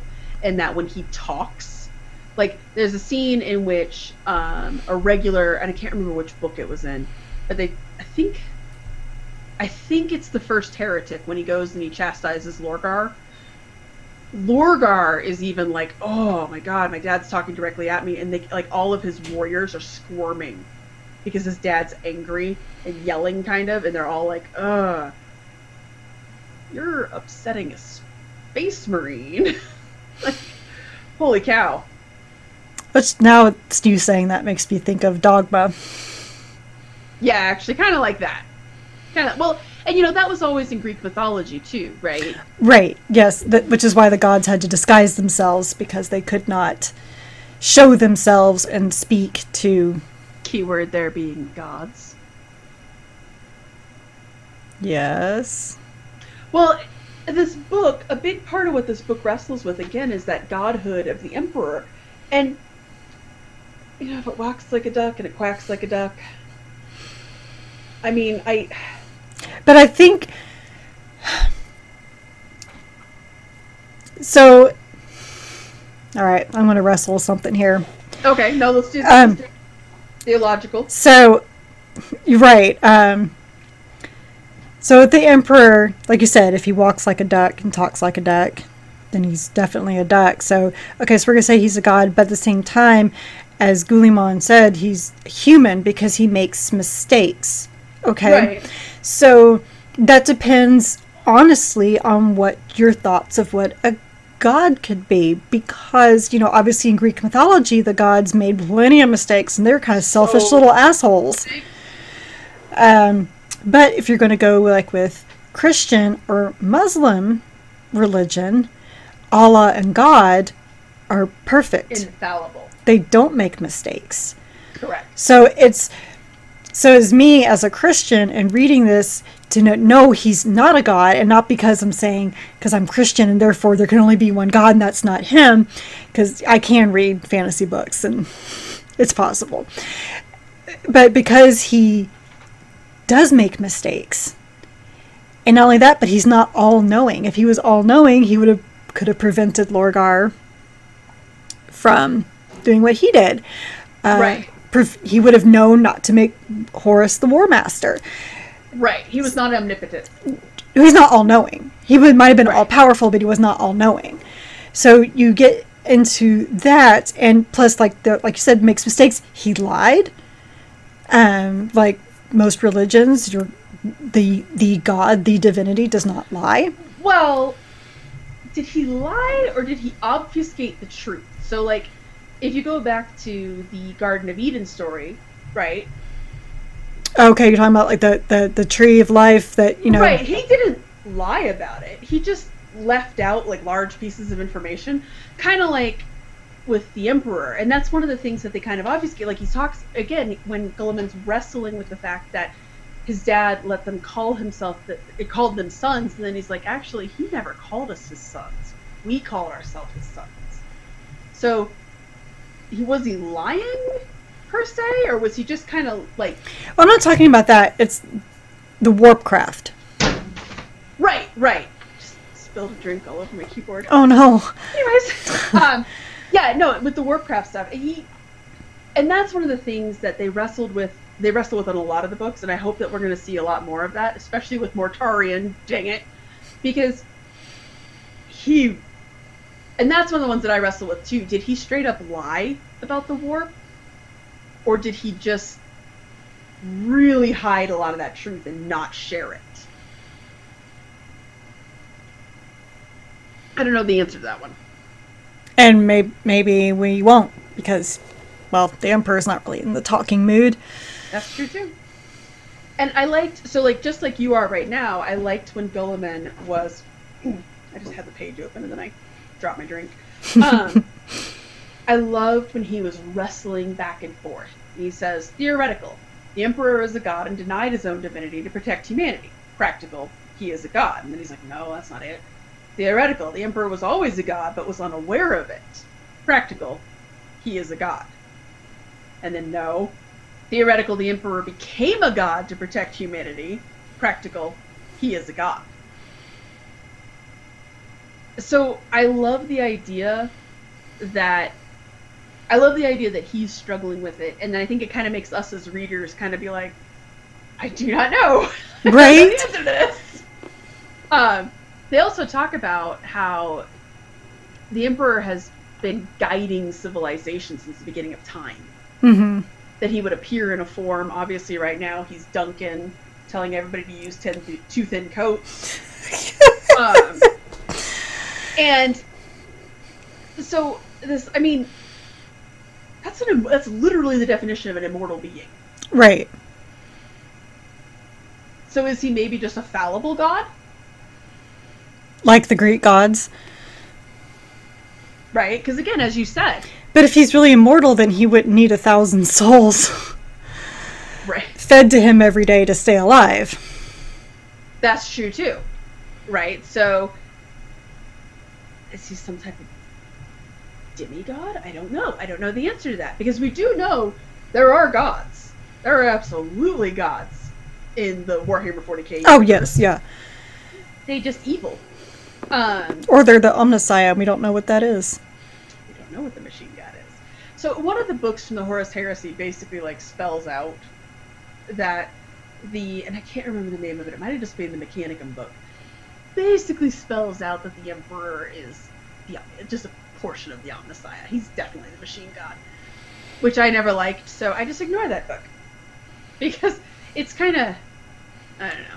It's almost, well, if that's the case, and you're saying that if they are saying that the Emperor was a piece of the Omnissiah, it's almost like they're hinting there is this trinity, like Christianity, or, no, it's just Christianity. I was like, or Muslim, no, just Christianity. You know, that trinity, you know, God the Father, the Son, and the Holy Spirit, is the Emperor the son, or is he the father? And then the other part of Messiah, there is the machine spirit. Mm-hmm. I mean, it's very... I have to say, so when I was reading Calgar Siege, I got this one line, and I could not believe I was reading this. Because when Calgar thought he was going to die, when the orcs were overrunning him, but he was like the last man standing to hold off the orcs while he got basically a kamikaze pilot to come in to land on the warlord, which would break up the WOG going on. But he realized he thought he might die, and he looks up into the stars and he says, "Father, into your hands I commend my spirit." So like, can we get any closer to Christianity now, please? Because that's what Jesus said on the cross. When you die, you go to the Emperor's side. I know, but we're talking about verbatim.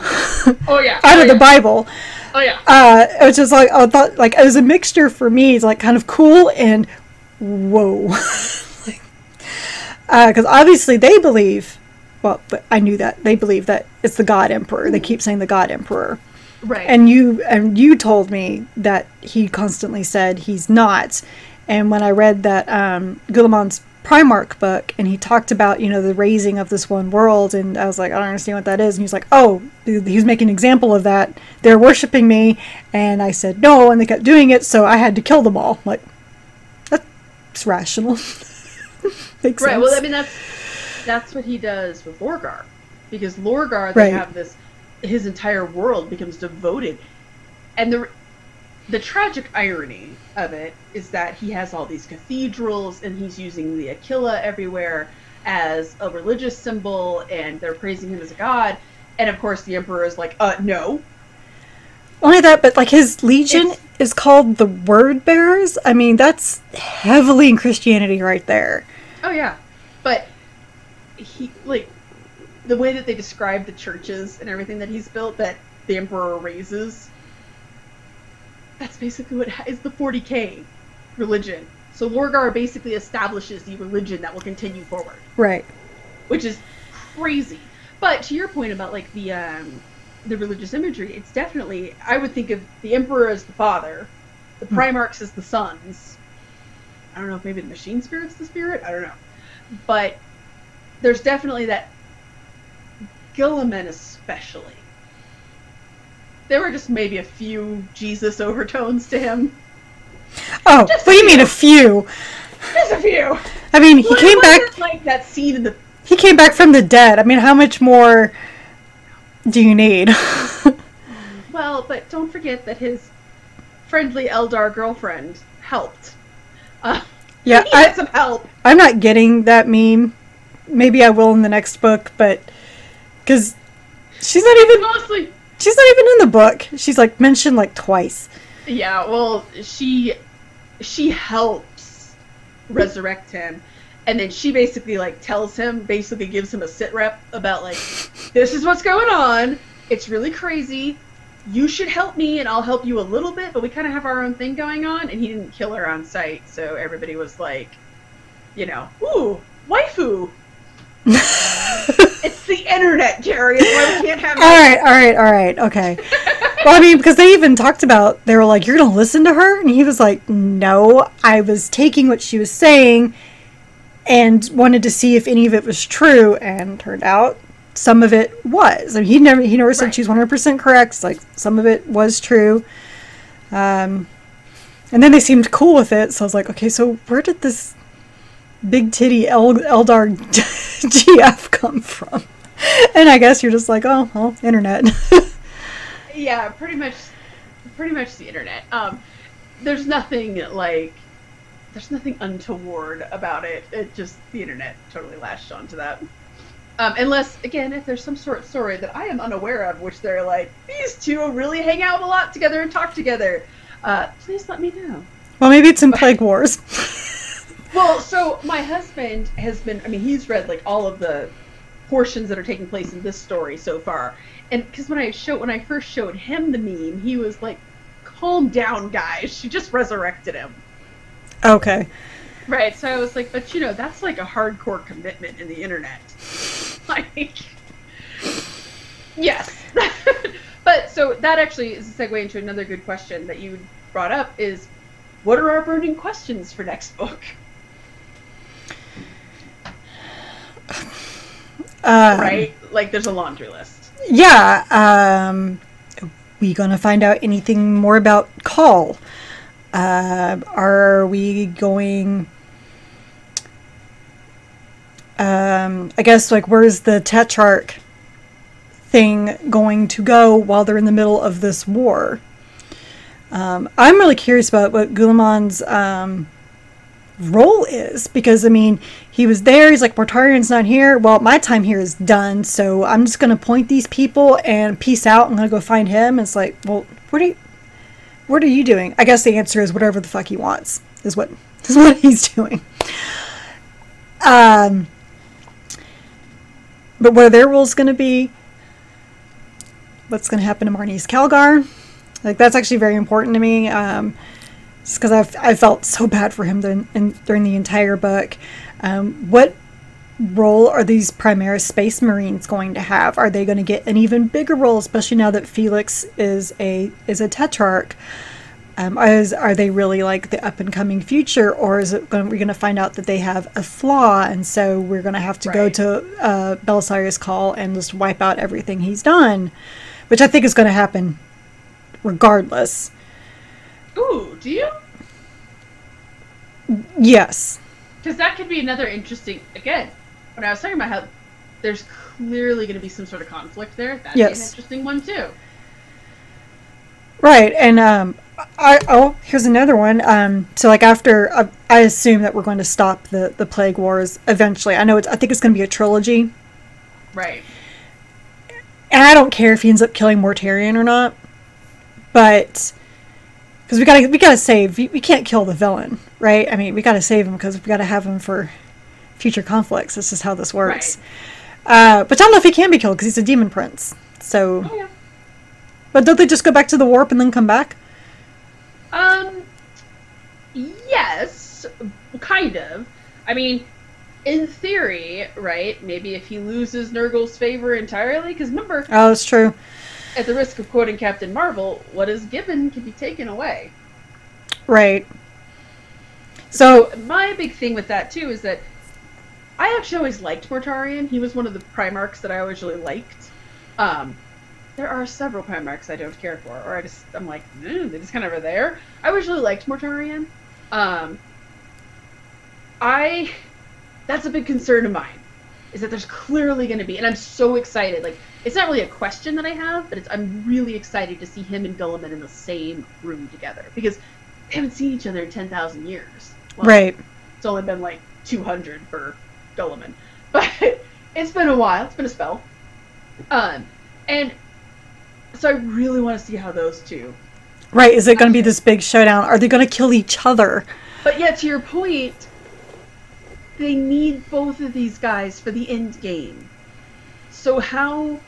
I have a feeling it's going to be one of those things, they're going to fight, it's going to get really ugly, and then at the last minute, either they're both going to be pulled apart, or one of them pieces out, or something like that.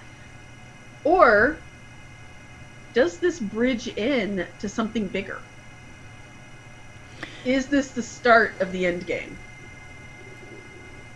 Well, that was going to be my question. Was not about him and Mortarion fighting. Was Fulgrim, when he hears, oh wait, he's not dead.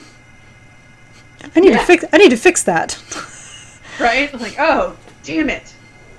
Right, and that, which, like you said, could trigger the end game. Right.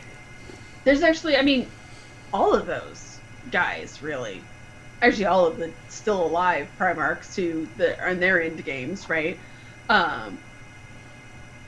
That should kind of wake all of them up. Like, oh wait, Guilliman's back? Shit. Now I gotta do something. Yeah, maybe Korax will come out of his tower and Lehman Russ will be like, wait, so, he's back? Another thing. He's been around for 100 years. Why are people just now knocking on his door? That was one thing that I kind of had a complaint about. Like, I understand that it's it's much more interesting narratively to see him after 100 years when he's dealt with the, wait, what do you mean my dad's a god? Because I think it would be like an entire book of him just going, what? Honestly, I would have been cool with that. I kind of would have liked to have seen more of that, honestly. Well, maybe there'll be short stories. Oh, that could be, yeah, for sure. But yeah, that's my big burning question, is how are they going to solve this conflict between the two of them? In a satisfactory manner, so that it doesn't feel like, nope, there's like 20 more books we got to get out, so... I don't know if it'll satisfy anybody, to be totally honest. Right? Or does he legit kill Mortarion? And then we're like, oh shoot, now Typhus is the... now Typhus becomes the Plague Lord or something like that. Mm-hmm. Or... like how I'm just like, I mean, obviously Reboot's gonna win. Or does Typhus kill him? Right? Maybe... Absolutely. Maybe Guilliman has no chance of even getting to him. Right? Exactly. Maybe Mortarion plays himself. Maybe his adopted father's soul breaks out of the jar and does something. Can we talk about that for a second? Oh my god. So that's actually a piece of... I don't know if that was previously established lore or not. That was the thing that I was like, oh!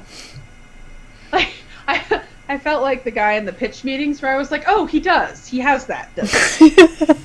Like, that part, I don't know why, but in that whole chapter, all of the stuff, because when they were talking about how there was a person inside of it, and he was like, oh, it can only be one person.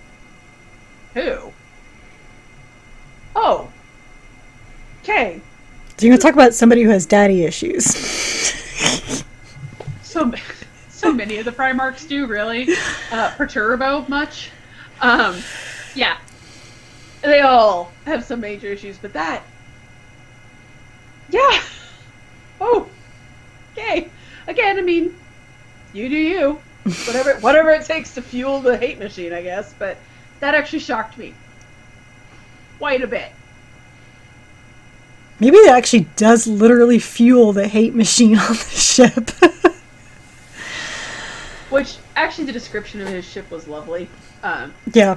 When they talk about how, like, it's all... and this is the other burning question I have, because they talk about how the ship is this organic, living chaos thing, but then he gets into his portion of the ship, and it's dead blank metal, which is very Mortarion. He was a no fuss, no frills kind of guy.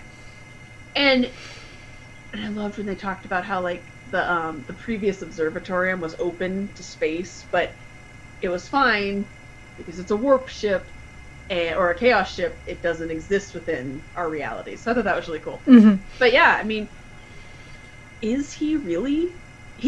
I didn't get the strong feeling that he was like, yes, Nurgle. Unlike Fulgrim, because in the beginning, I mean, Fulgrim was clearly like, dude, this is awesome.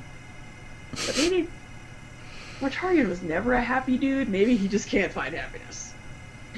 Even in the arms of Papa Nurgle's love, he can't find happiness. Well, yeah, I mean, but I don't know what his motivation is. Like, okay, so Guilliman's back. Oh, okay, I guess I should just go mess with him. He has that line where he says, like, where is it? He has a line where he's like, after Tychus sass talks him, he's basically like, whatever. I'm gonna get it done. I'm gonna deliver another one of my brothers to Nurgle. Oh. And so, is that his sole motivation? Like, is his motivation? What's his motivation? Is his sole motivation just to corrupt Guilliman? Because obviously all of the traitor Marines and the loyalist Marines had issues and didn't really like one another. But I didn't like, some of them really hated one another. Like, some of them really hated one another. I never really remembered. I never really remembered Mortarion and Guilliman just like having a beef. So it seems Well, it didn't weird. sound like they did. Because, like, when Gulamon heard that, you know, the Death Guard had showed up in Ultramar, and he's just like, oh, okay. Like, there was not this burning desire, oh my gosh, he's here, I must kill him. But, you know, Right. like, yes, he wanted to, but it wasn't this, oh, I need to stop what I'm doing right now. Like what he did with Fulgrim. Where he's like, I'm stopping what I'm doing right now, I'm going to take care of Fulgrim. No, he was like, okay, you know, you guys just go ahead and go back, deal with this. I got to finish here, and then I'll come back and I'll help find Mortarion and deal with him. It was just like, yeah, that's the problem. I got to deal with it. So, let's see. When he's talking with Kuga, he says, soon silence will reap the greatest prize of all, the death of my brother. ... Jumping ahead. With Gulamon gone, the Imperium will be doomed. All glory to the generosity of Father Nurgle. It has been foretold. I shall make it so. Yeah, he says that Mortarion would weaken him, poisoning his mind, body, and soul, just as he poisoned the mind, body, and soul of Gulamon's realm. And then Mortarion would destroy his brother.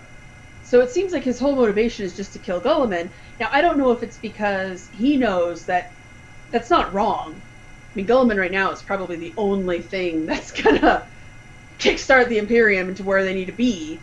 If he dies, that would be a horrible blow. Would it, though? Yeah. I mean, they've been kind of going 10,000 years without him. Okay, that's valid. But, so you and I kind of had this conversation earlier talking about how there's a lot of dead Imperial Primarchs, or several of them are dead, right? More so than I think than the Chaos ones. Well, yeah, because the Chaos ones become demon princes, and so... Right, even though they seem to be bringing them back willy-nilly. They're just... Vulcan was this type of immortal. Anyways, I'm actually a little bitter about that. If you couldn't tell. And so... I don't know. I think it would be in a worse position if they killed him. I really do. Since he seems to be the only person who's like, all of this political nonsense that you guys are fighting over, nah.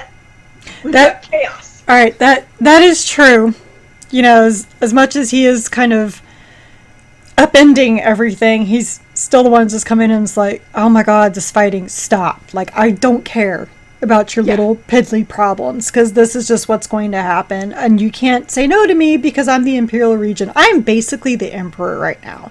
The only thing I don't have is the Astronomicon. Right. That's it. So that was another interesting piece of lore that they very casually dropped in this book, and I remember because you texted me immediately and were like, what? When they talked about the world where Sanguinus sat as Emperor. Yes. So, there's a book in which my husband was telling me, because I haven't read it yet, but he gave me the summary of it before, because, you know, it's me. And I knew this portion of history, but I guess they actually explain it. During the heresy, Gulamon basically decides, he's like, okay, we need a backup plan. So we need to have somebody to be the emperor when this fails. Because, you know, Gulamon's a very practical man. He's a planner. And the first person who shows up is the lion. Maybe not. And then they both agree that the next person who shows up is Sanguinus, and they're both like, oh yeah, Primarch Fabulous will be fine. This will be just fine. So he is briefly basically the backup plan. But they just really casually dropped that in there, didn't they? It's like, oh yeah, our Sanguinus is Emperor. Anyways. Right. Because I was like, wait. Hold on. What? It's like finding out that Nightwing was Batman for a while. You know, it's like, wait, when that happened? Actually, it's even crazier than that. It'd almost be like Barbara if they were just like, oh, you know, back when Barbara was being Batman. Anyway, like, wait, what? You can't just throw that out there. Yeah. So that was kind of a weird thing to throw out there. But as our final topic of discussion, we're casting a movie. Who plays for Voot Gulamon? Dolph Lundgren. Like Dolph Lundgren from like 1986. Yes, I want the big muscular blonde guy. Okay, alright, that's fair. So if we're doing like our dream perfect cast, yes, 1986, Dolph Lundgren. Absolutely. Definitely the no fuss, no frills, let's just get it done type of person. I would agree with that. Wholeheartedly. He could play Space Caesar. Who do we cast as Felix? I don't know. What does Felix look like besides big? They really didn't give him a lot of description, did they? Mm-mm. I guess I kind of pictured him looking a lot like, probably more like Reboot than anything. They do say that he has this typical ultramarine look. So, I don't know. Who's another ripped blonde guy? Aside from Chris Hemsworth. Yeah, Chris, I love the Hemsworth brothers, but they've had their time in the sun. We ended up watching the 2015 Vacation. Oh, yeah? Today. I'd never seen it before. Chris Hemsworth, you're a great actor. You cannot do a Texas accent. That depends on your life. I mean, if your life depended on it, you can't. It was awful. Like, the whole time Sean and I were like, this is so bad. This is so bad. I mean, the movie's not that great to begin with, but every time he talked, I'm like, no, honey, just stop. I only saw the previews for it, and he kind of talked like he was auditioning for an episode of Hee Haw. Like, it was painfully twangy, if I remember. It was very obvious that was not his natural accent. You know, some people can, delve into the Texas accent, just fine, and it sounds natural, but it was like, it sounded like, if you ask someone from New York what Texas sounds like, that's what he did. Like, because they would probably come up with the most hick, twangy accent you could come up with, and that's really only a very small subsect in Texas, and we don't like to talk about them. But that's what it sounded like. So I'm kind of done with Chris Hemsworth right now. That's fair. Gosh, I don't know. Like, maybe Matt Damon? We're not casting Matt Damon. Okay, fine. I can't no. Just a hard pass no. Well, then I'm gonna cast Marky Mark as Pausanias, so take that. I'd be down with that, actually. Pausanias is too earnest. Marky Mark has just that, like, even if you saw when he tries to play totally serious and no nonsense in The Departed, he always has that edge to him. Mm-hmm. Just that, I don't think he can shake it. I can actually see him as playing one of the characters from the Gaunt's Ghosts books. He would make a wonderful Elam Ron. Fight me. Actually, you know who I was thinking about? I have to look up, what is his name? If he bulked up, I could see Boyd Holbrook being Felix. Okay, I don't know who that is, but that's not a surprise. You didn't see Logan and you didn't see The Predator. Mm-mm. See the first, don't see the latter. I'm trying to think. And you didn't watch Narcos, because he was in Narcos. No. Killing me, Smalls. Sorry. It's okay. I'm looking at his IMDb really quick. I don't think there's anything else you would have seen him in. But he could probably do it. He has the seriousness, the gravitas, but also the, he could also have that earnestness to him where he's clearly wanting to. Felix was just, he had such that. He was very serious, but he was also a little unsure of himself. What about, I know you don't like this guy, the guy who played Orem in Aquaman, because he's got that serious military jaw and he's blonde.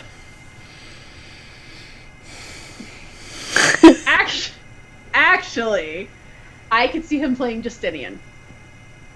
Okay. Yeah. Makes sense. Right? I could absolutely see him playing that. So we're gonna have to put he's just such a milquetoast actor. Josh Brolin in there somewhere, just because he's got the voice for it, and apparently you can make him look big. That's true. Oh. Maybe he could be Ventress. I was gonna say he's so adorable. Let's just cast him as Uriel. Well, because Ventress had dark hair. I mean, it fits. Yeah, and he can. They always described him as having a very craggy face. Mm-hmm. As Cable, he looked pretty. I mean, they got him to look pretty gruff. Yeah. Right. I'd go with it. I love Josh Brolin, so casting him as Uriel. Alright, so who would we cast for Mortarion? Other than Willem Dafoe, because that's actually my first thought. Actually, you know what? Early aughts Willem Dafoe is perfect as Mortarion. Well, I'm thinking of, especially, a horrible movie, Speed 2 Cruise Control. Willem Dafoe. You mean the cinematic masterpiece? Of which he was robbed of an Oscar? I'm just kidding, that movie was terrible. I didn't know that was ever a discussion. No, but, okay. It was absolutely terrible. No, it was terrible. Actually, if you ever saw it in, if you ever saw him in, what's the name of that movie? It's the vampire movie where he plays Max Schreck, who was crazy.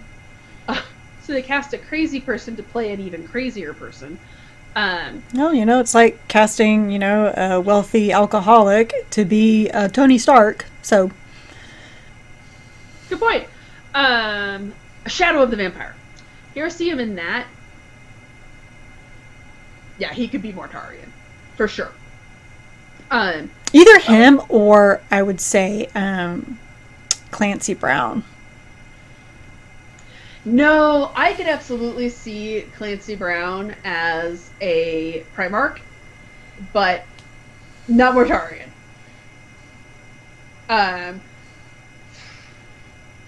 I would actually be torn on who I would cast Clancy Brown as. Because, if we're going, our dream cast from any era, Highlander era Clancy Brown. Well, so that's what I was thinking of, was Highlander. Yeah. Would be good as...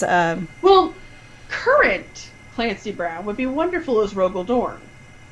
But early, proto, I could absolutely see him being several.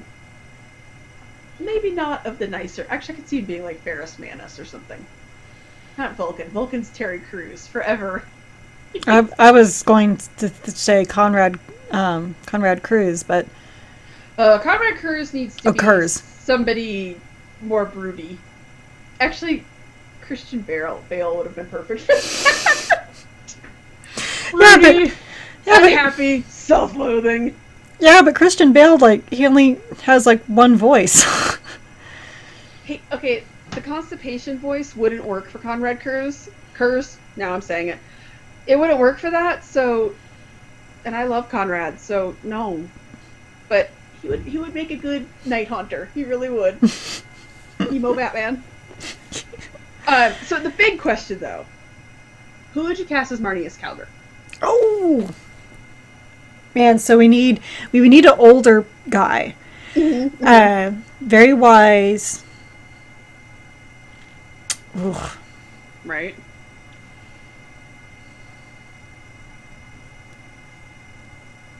Was it wrong? I would actually put in there Idris Elba. Even though I know Calgar is supposed to be blonde. No, I don't. Idris Elba. He also. I just knocked something over. He also has a little bit of an edge to him. When he talks. I always think of him as Stryker Pentecost from Pacific Rim. He has that gravitas. He has that leadership quality. But there's always that something. If you watch Luther, too, there's always something. Still waters run deep with him. I always feel like there's an undercurrent to him. Where I feel like Marnius Calgar, kind of what you see is what you get. He's more of the WYSIWYG person. I don't know, though. Almost I think of not him, but Anthony Hopkins as Odin. Having that type of... That's kind of how I picture him being more like. Oh, I got it. Maybe a little more military. Oh, who? Ron Perlman.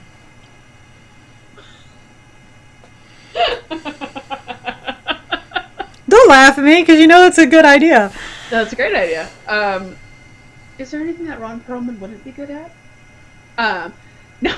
Yes. He was not good in this terrible show from the late 80s, early 90s called Beauty and the Beast. My mother would like to have a word with you. So would my mother. Trust me. He did the best he could with the source material. That is true. So my mother loved that show. Yep, same with mine. You could see that was definitely very, very, very junior George R.R. Martin. Some of the things that come out of Vincent's mouth, I'm just like, Harlequin Note romance novel, anybody? Well, and I can say that because I read those. Well, I was in high school and it was obvious to me that's what it was. It was so schlocky. It's like, whenever like sometimes when you hear a word and you think of something and you're like, oh, this perfectly defines that word. Beauty and the Beast was schlocky. It was schlocky.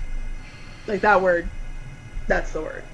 My dad would always come in and ask if Catman was on TV.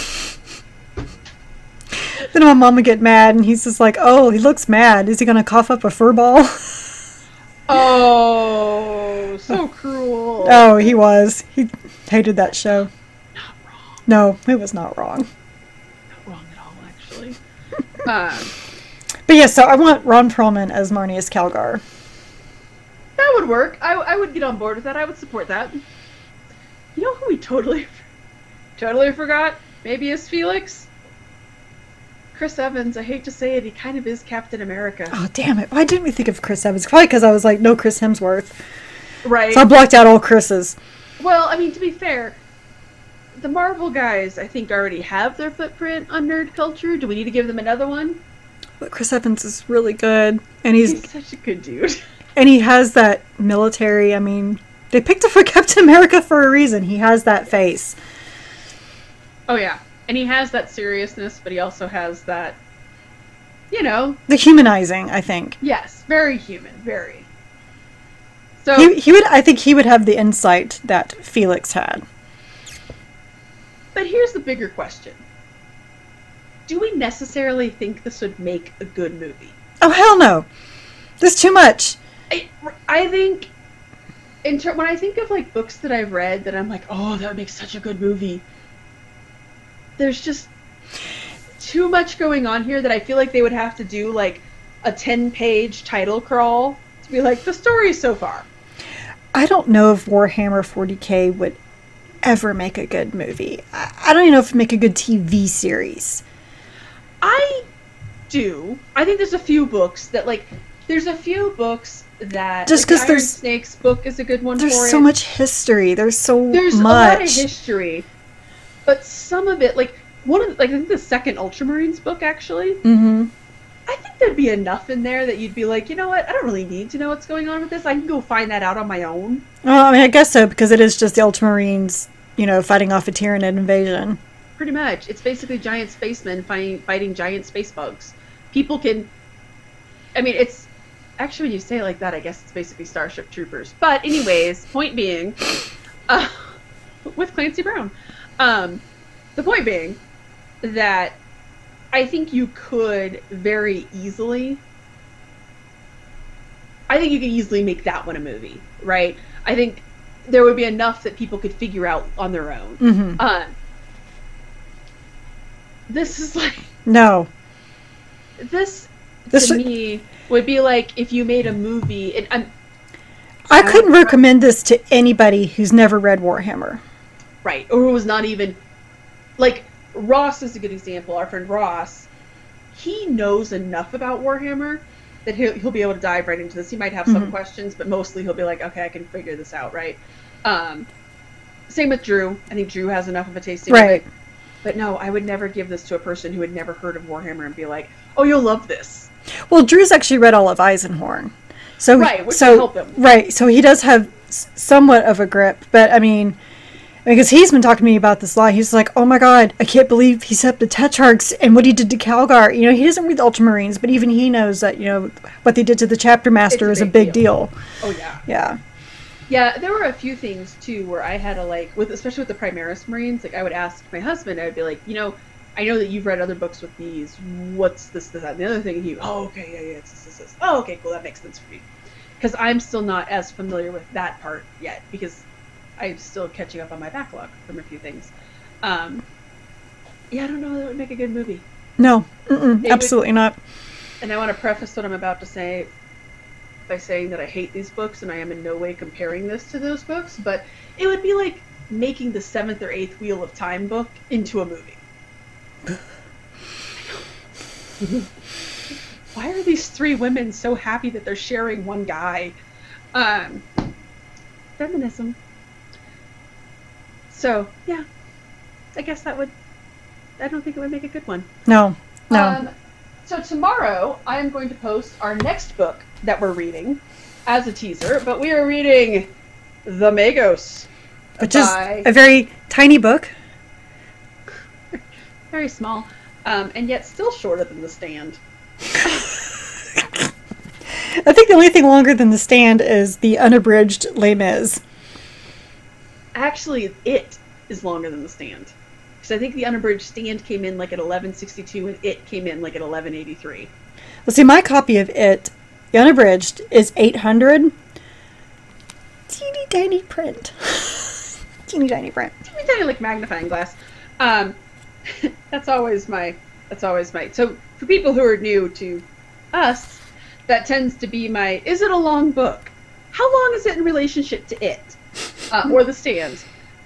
So this is really exciting. It's Dan Abnett. It's within the Eisenhorn book. So it's called the definitive case book of Gregor Eisenhorn. So I'm excited because it sounds to me like it's just like a whole bunch of mysteries. Yeah, me too. I'm really excited, but mostly, I'm actually excited for a bunch of stuff for this book. But this is the first full-length Eisenhorn book we've had in a while. There was a short story that I'm not super keen on. I don't even know if I can recommend it. I've read it. Oh, the one with Elizabeth?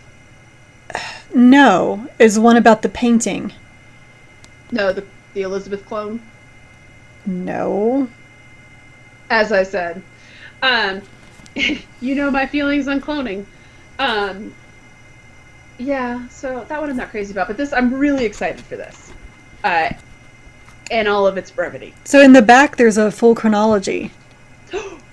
of Eisenhorn's life. So, and how this kind of fits in there. Oh. That's kind of cool. Oh, look at that. Circa 480, or 477. Beta Bequin is born. Look at that. Mm-hmm. Oh, that's really neat, actually. That's really cool, because... The Keeler image. That was the short story I've read. Oh, yeah, that's a good one. Yeah. So, this is actually really helpful, because a lot of the book, it lays out the Eisenhorn books, and it lays out the Gideon Ravener books, because there were times when I was reading the Ravener books that I was like, where exactly does this take place compared to Eisenhorn? Because he would mention he would like say, make allusions to what happened to his former master. So that'll be interesting. But so we will put up a post tomorrow with where you can purchase the book and our questions the things that we're going to be thinking about and talking about when we're reading the book. So be on the lookout for that. Yeah. It's big. Well, it's like, so yeah, so it's 714 pages. Okay then. Yeah. I'm excited, actually. I think I need to put down Blood of Ajax and come back to it. Yeah, probably. That's why I was actually glad I listened to and I'll put up a recommendation for this. I listened to the audio drama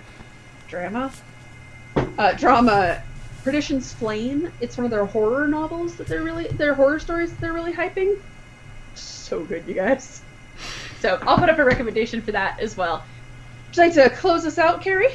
I suppose. Well, thank you so much for watching, listening, however you are getting involved in the Warhammer 40k of Book Club. No, we are not affiliated with Black Library. We are just doing this because we love Warhammer 40k books.